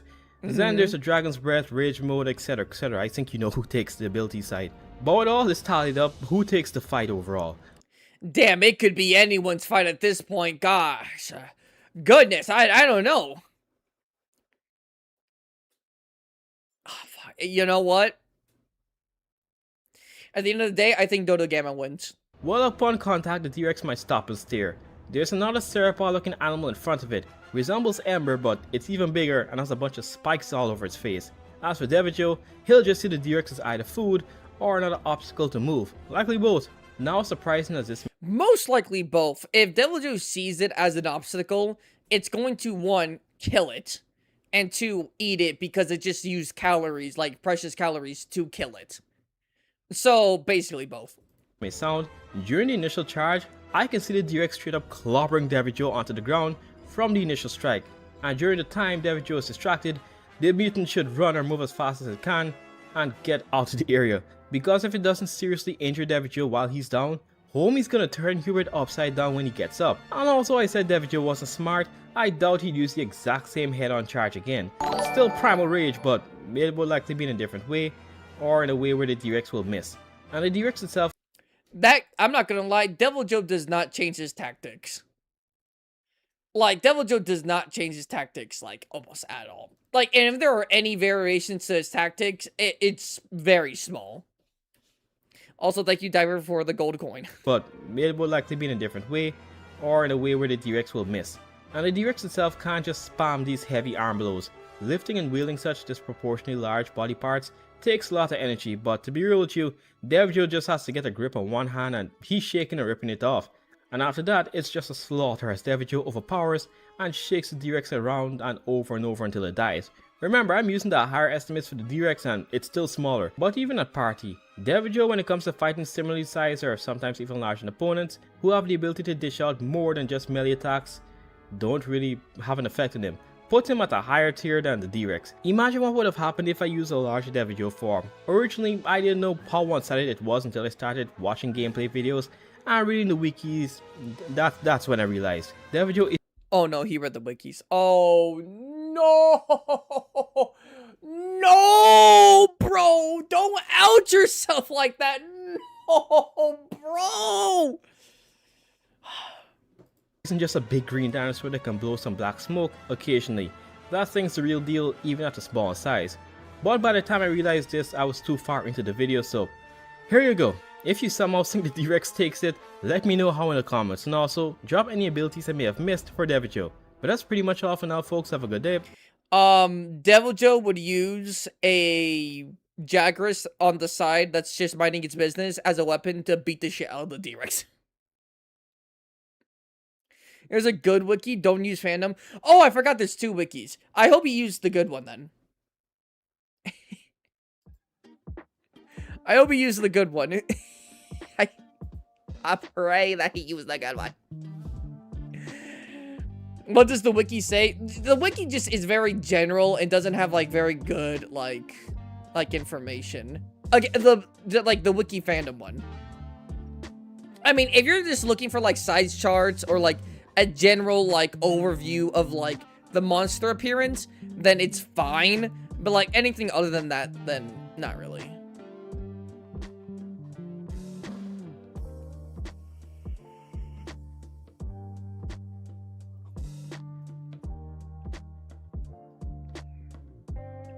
Let's see here.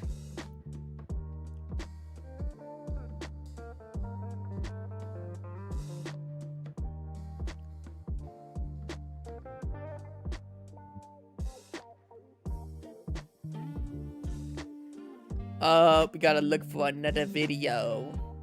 Yeah, but they have the tail thing still in the fandom page? Oh, maybe.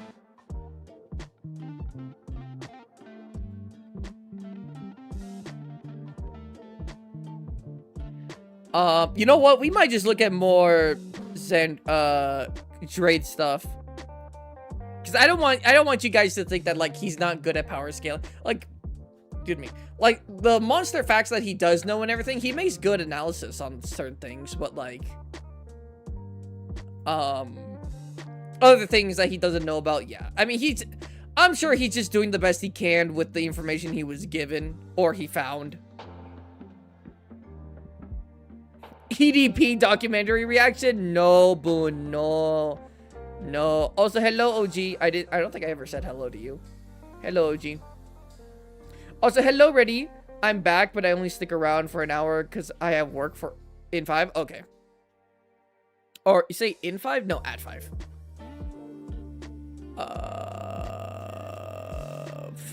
What's a good versus video for him?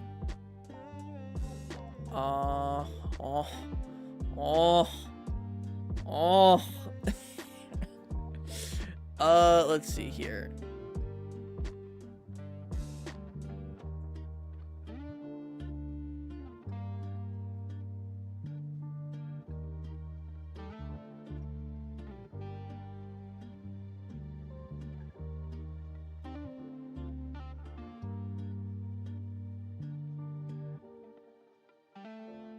Why Doey versus the D-Rex isn't close? Bro, what?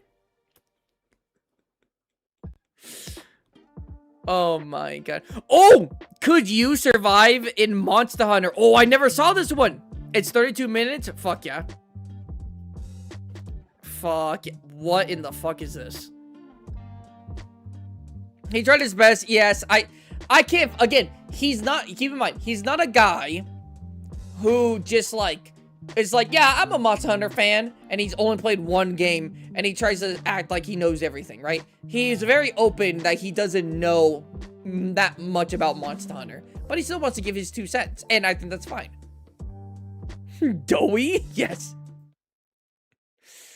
Could you survive in Monster Hunter? Huh. I wonder if a very handsome, good-looking, tall, content creator has made a video like this. I wonder. I wonder. Oh, fuck nah.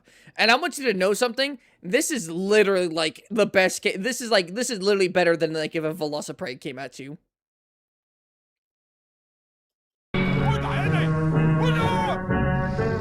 Oh, that's a Roggy. I couldn't tell. That's a Roggy. What is this? Who is this from? Who made this animation?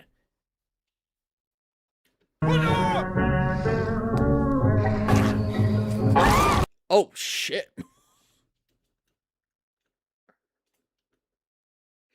AI slop? Oh, don't tell me this is AI. Don't tell me that. Oh, this is T-Common. This is T-Common Shark, I'm pretty sure. Oh shit, am I spoiling myself?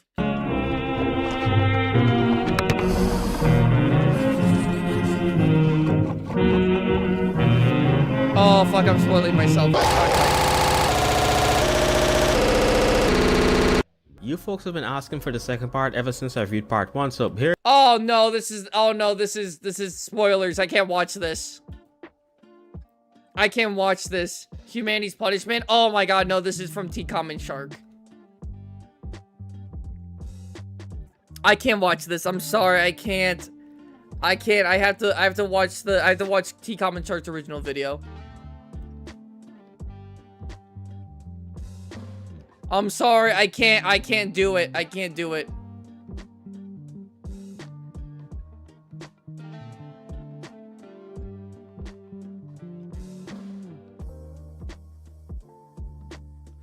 Goji Center? What about Goji Center? What about Goji Center? I was about to say Angel. No, you didn't say it. Vac. I'll just say Vac. What about Goji Center?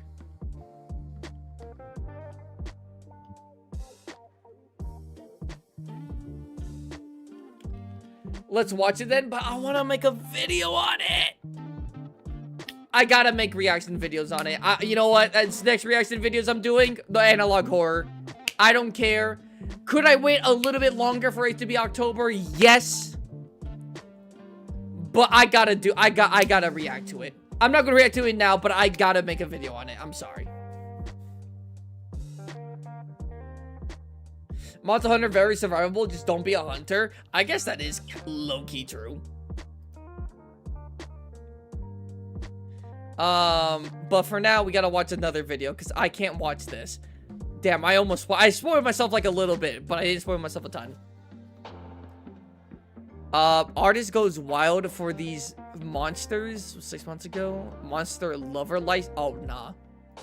Oh nah. It's gonna be a female gooner looking at monsters. No sir, we cannot watch that. I cannot trust any of you with that. This Disenchantment of Elder Dragons. Ooh.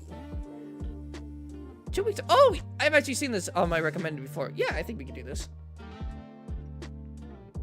You can make a VOD clip. You have not done that in a while. I could. But for that one, I don't want it to be live on stream. For that one specifically.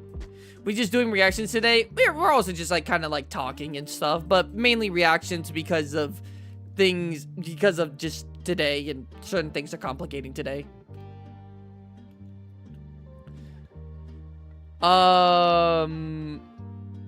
T-Commissar is him, bro. He makes fire animations. He really is him. He's that guy.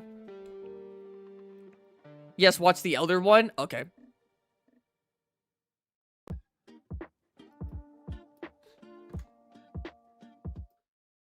Here we go.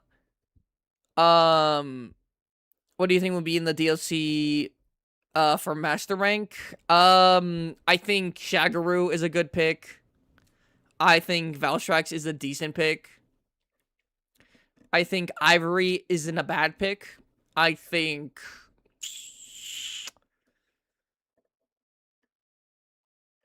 Celtis is also not a bad pick, but I could be wrong there. Either Desert Celtis or regular Celtis.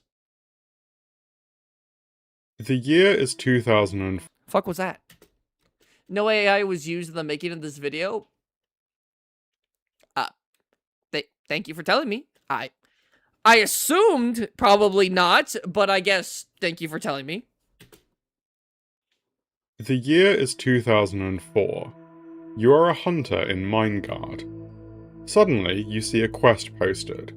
On the Trail of the Beast.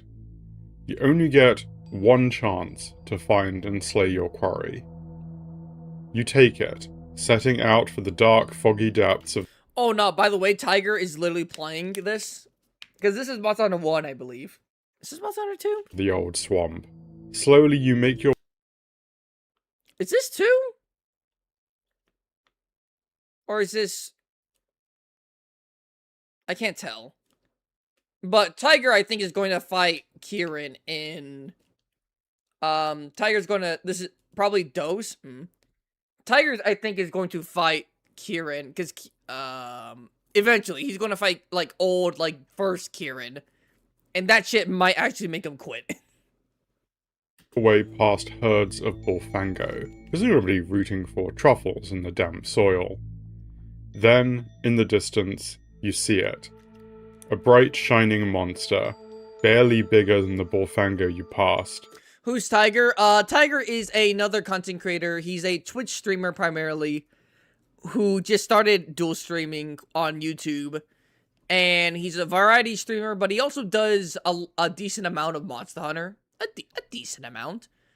And good friend of the channel. We've collabed a couple times, and he's just a great guy. We're gonna collab with him tomorrow when we play Hardcore Remnant 2. Yet its body plan matches no large monster the hunter has seen before. The creature is equine, pale and spectral.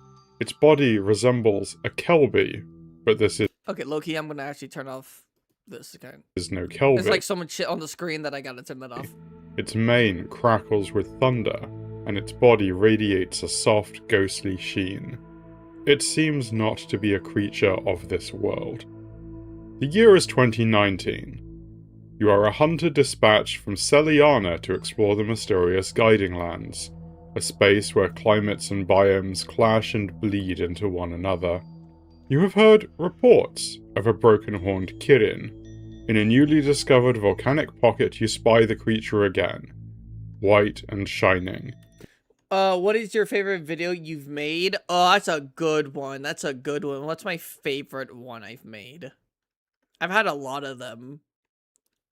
The 7 Deadly Sins, the Jindahad versus Gammoth, and the Naughty or Nice Monsters, I think, are my top 3 favorite. I just can't pick one. Honorable mentions are like Smash or Pass, my skit videos, and other like smaller videos. But those my 3 bigger videos I've really liked. I've always loved making them. They've took it forever to make, but I love them. Its mane crackling with thunder, and its body radiating that soft, ghostly glow you remember from so long ago. Then, Is Crystal Beard still your least favorite monster? Yes. without warning, a giant monkey leaps from the shadows, breaks off the creature's horn, and, standing atop its corpse, proceeds to eat it. Standing up this corpse, sir, sir, technically, there is no corpse, there is nothing there, technically. Those breaks off the creature's horn, and, standing atop its corpse, proceeds to eat it. What happened between Haven't touched Remnant 2 yet. I'm sorry, I keep on pausing the video.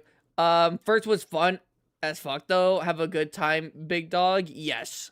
Remnant 2 is just better than Remnant from the Ashes, and I love Remnant from the Ashes. It's a hard thing to do, make a better sequel, or make a good sequel, but they did a great sequel. these two events? How in the 15 years between Monster Hunter 1 and Iceborne's first title update, did one of the first Elder Dragons, a creature modelled on the Unicorn of Legend, become a staple for a fanged beast's maturity rite?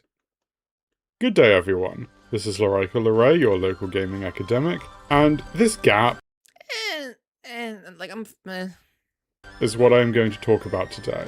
Not simply in the case of Kirin, but rather in the case of all Elder Dragons. Because Elder Dragons have changed, and they have changed in ways that I think are really important to recognize when talking about them, about their in-universe status as living natural disasters, and about their place and role in the franchise, both historically and going forward. So Okay, let me get one thing out of the way.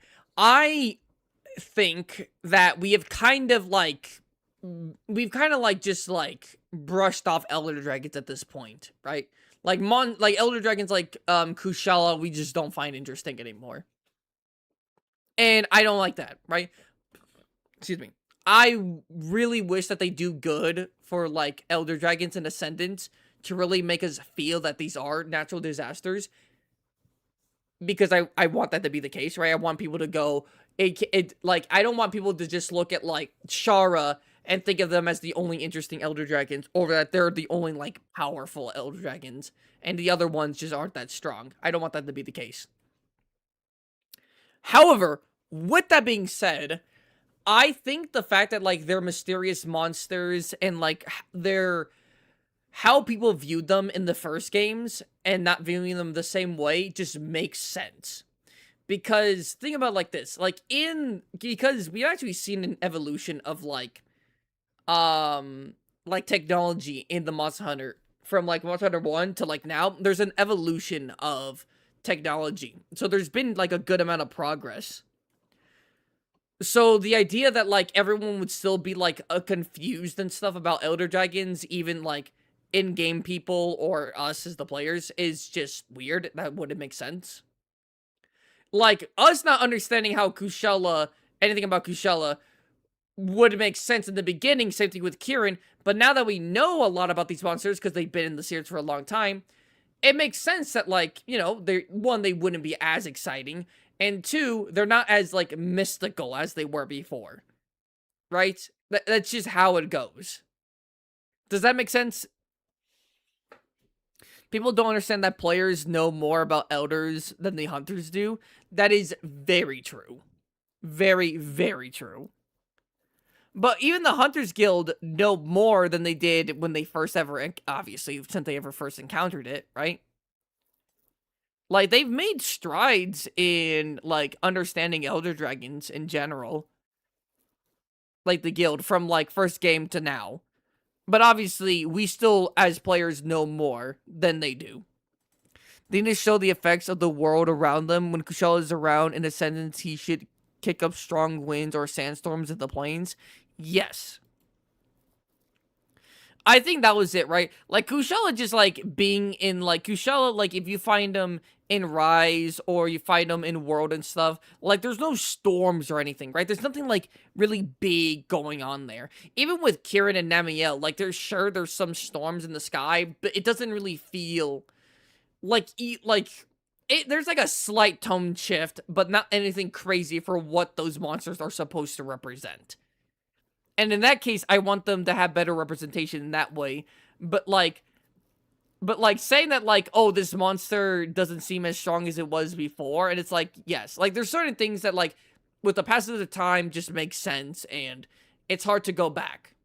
Subscribe, sit back, and relax. The biggest lie in fitness is that you have to choose between... What do you think is the weakest Elder Dragon? Physically weakest probably goes to Kirin. But if you want, like, all-around weakest... It's hard to say. Maybe Valhazak as, like, the overall weakest, but also maybe Kirin. But at the same time, Kirin... Like, the reason Kirin's lightning doesn't seem as strong, because you saw usually on Rajang, who is, like, almost immune to lightning. Because they have to survive Kirin attacks. But Kirin's lightning is extremely devastating. Even if something like a Nergigante, that shit would hurt. The first thing I want to get out of the... What about Sedeus? The whale monster? You think he's...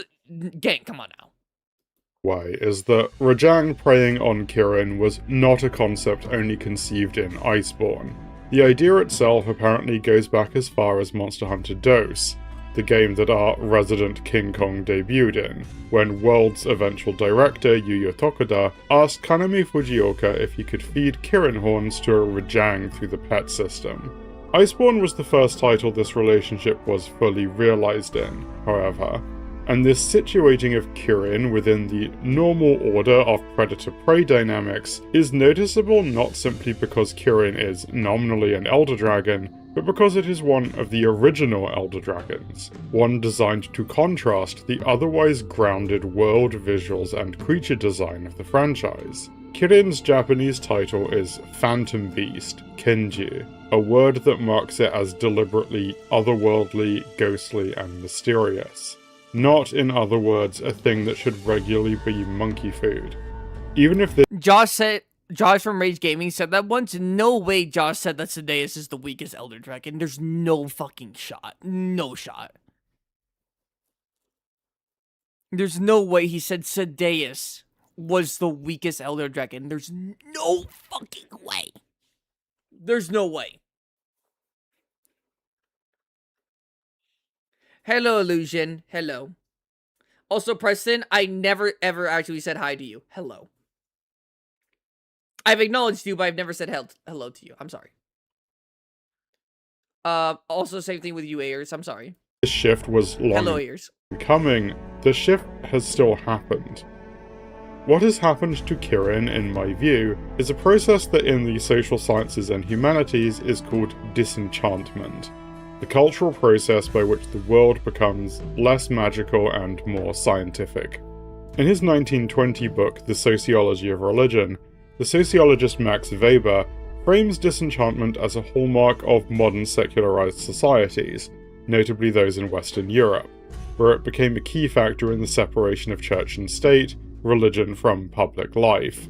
A disenchanted world is one where spiritual beliefs are easily segregated from the workings of politics, economics, and public governance.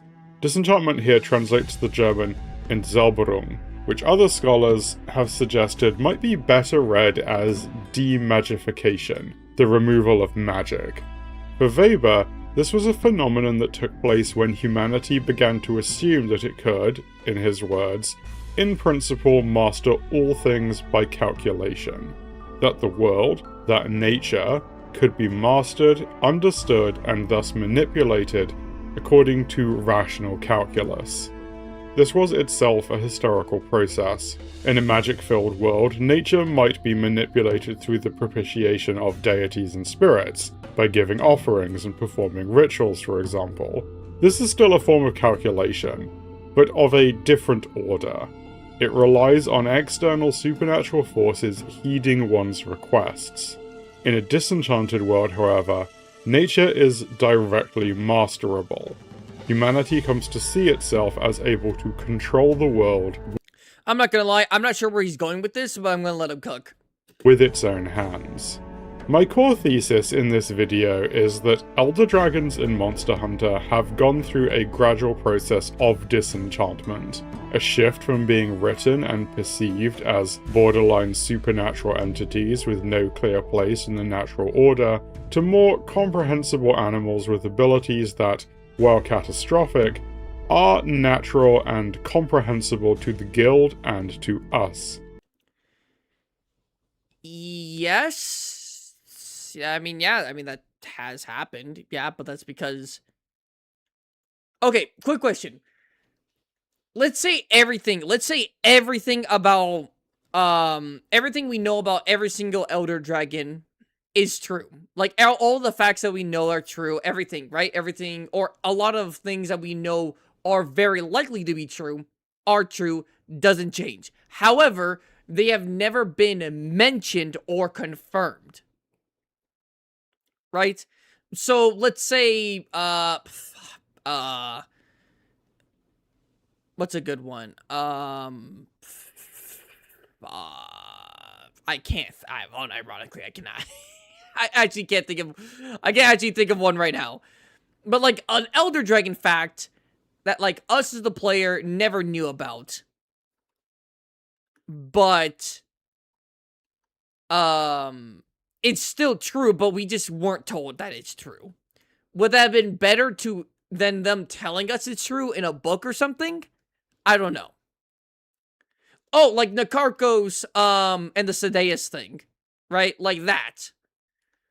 Like, that could be true, but we were never told, like, we were just never told that that is the case. Would that have been better or not? I don't know.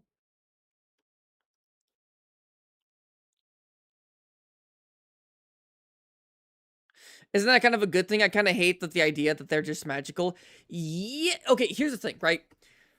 I think it's completely fine that, like, when we first ever got introduced to Elder Dragons, that they just seem just straight up magical. Right? Like, it's like you can't explain it. They don't seem like they fit the natural order, right? I think that makes sense. I think that was great. However, there's a saying that magic is just science that we just don't understand yet. Right? That if you went back in time to, like, the 1300s and you were to show someone TV, it's like they couldn't explain it, but you could. Right? But it's not magic. So, as we started to learn more and more about Elder Dragons, they stopped seeming like just straight up magical creatures and started seeming like they are just a part of the world, but monsters that we still don't know that much about. And I think that is fine. I think that transition is completely fine, and it makes sense. It would be kind of weird, and it wouldn't really make sense for them to constantly seem like magical creatures that we just can't fathom. Now, there are creatures like that, kind of like Fatalis, right?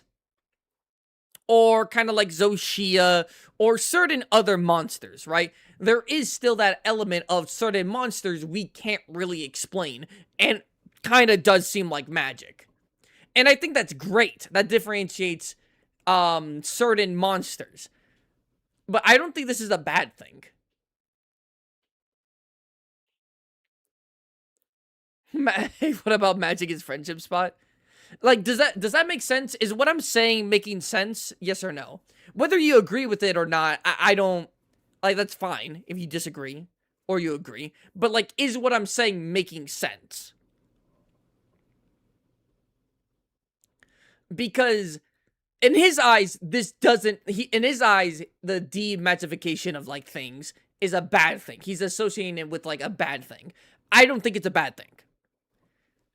I think it makes sense, and I think it's fine. Now, the representation that certain Elder Dragons have gotten as the classification, I think has been kind of, like, fumbled a bit. Because while we could understand, like, something about, like, the diet of maybe, Diastra, or how Kushala's skin works, and things like that, I don't think it should take away from the whole mystical thing of, this is still an Elder Dragon with immense power, and they use it in certain ways that we still don't truly understand, right? Like, we can understand them more than when we first ever encountered the monster, but I don't think they should just be, like, they should just be minimized to, like, to just basically a stronger Rathalos, if that makes sense, right?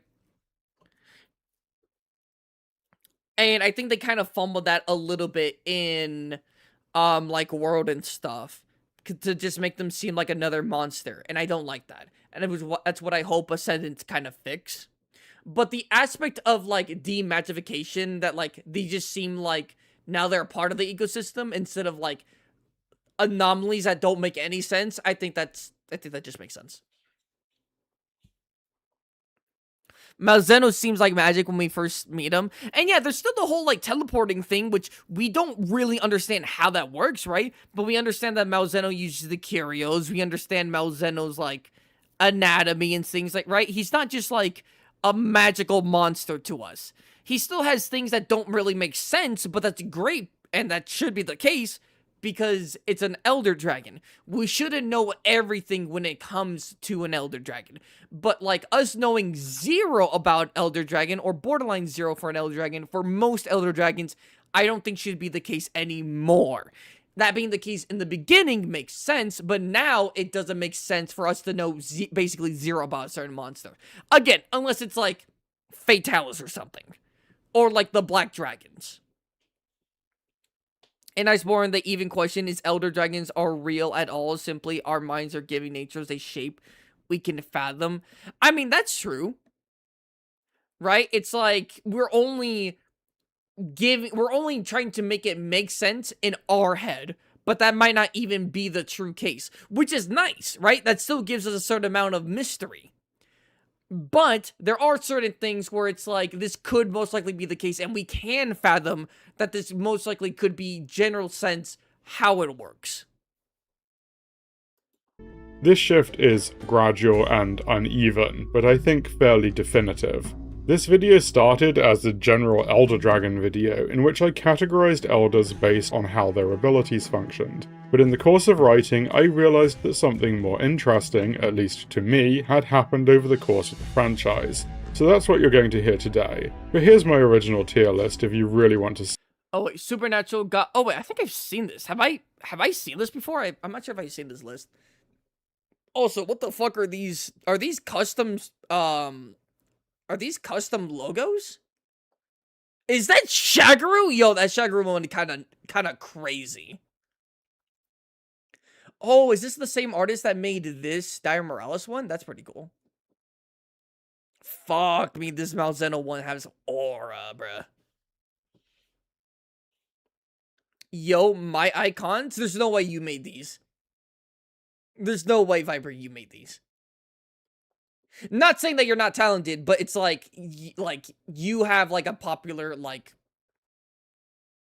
Well, let me see, Bright. Did you make these?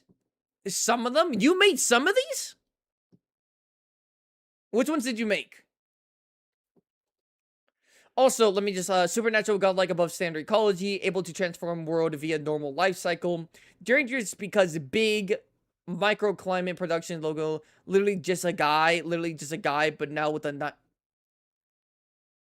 Okay, I'm not gonna lie. Calling Velstrax just... I'm sorry, not Velstrax. Calling Valhazak just a guy is kind of fucking crazy. This guy should literally, at the very least, be in, like, this tier. Because did you not see what he does to his environment? Especially Black Veil. Bro, Black Veil turns the forest into, like, a zombie apocalypse. Aren't they the ones in the game? No, these are not the ones in the game. Well, okay, this Colv one is. This one is. Like, some of these are in the game. Like, some of these are. But they're, like, custom ones. Like, Gogmazios, Guys Magorm, Shagaru. Like, some of these are, like a decent chunk of them are custom. But then, yeah, there are, like kind of like HD rendered versions that are just, like, the standard ones. How is Valstrax a guy? Fuck me. I don't know. I don't know. I mean, Valstrax doesn't have, like, the biggest impact on, like, the, like the weather or anything. So, like, he is kind of, like, he's more of a guy than someone like Kieran, in a sense, or Kushala. But, like, it is kind of crazy just to call him a guy. What's that one next to Dire? That's Fatalis, Elatrion, and this is Amatsu right here. The white one. Nergigante, Nergi? Able to transform world via normal life Nergi? I don't really know. I'm not... Who the fuck is that? Oh, is that Lao? That's kind of crazy if that's Lao. This tier list is a little strange, I'm not gonna lie, though. See it. Anyway, let's get started. Let's between the supernatural and the, preternatural. Begin at the beginning, with the first generation. Monster Hunter, the game, gave us 3 Elder Dragons. Kirin, La Shanlung, and Fatalis. All were, in their distinct ways, designed to... Holy crap. Yo, this lineup is crazy. You got Horse, Lightning Unicorn, you got Walking Mountain, which was essentially the Walking Mountain. We all know that it's really Zormandros now. But, like, at the time, Walking Mountain. And then you have standard, like, Fantasy Dragon. This is a crazy mix-up right here. I'm not gonna hold you. Not fit. Me and the boys. Also, hello, Oil. I didn't say hello. Hello, Oil. Oh my goodness, is that Art? No way. Hello, Art. Welcome in. The world. Kirin and Fatalis consciously evoke creatures of myth. The unicorn and... Oh, wait. I gotta go somewhere. Give me 1 second. Give me 1 second. Give me 1 second. I gotta go check on something. Give me 1 second.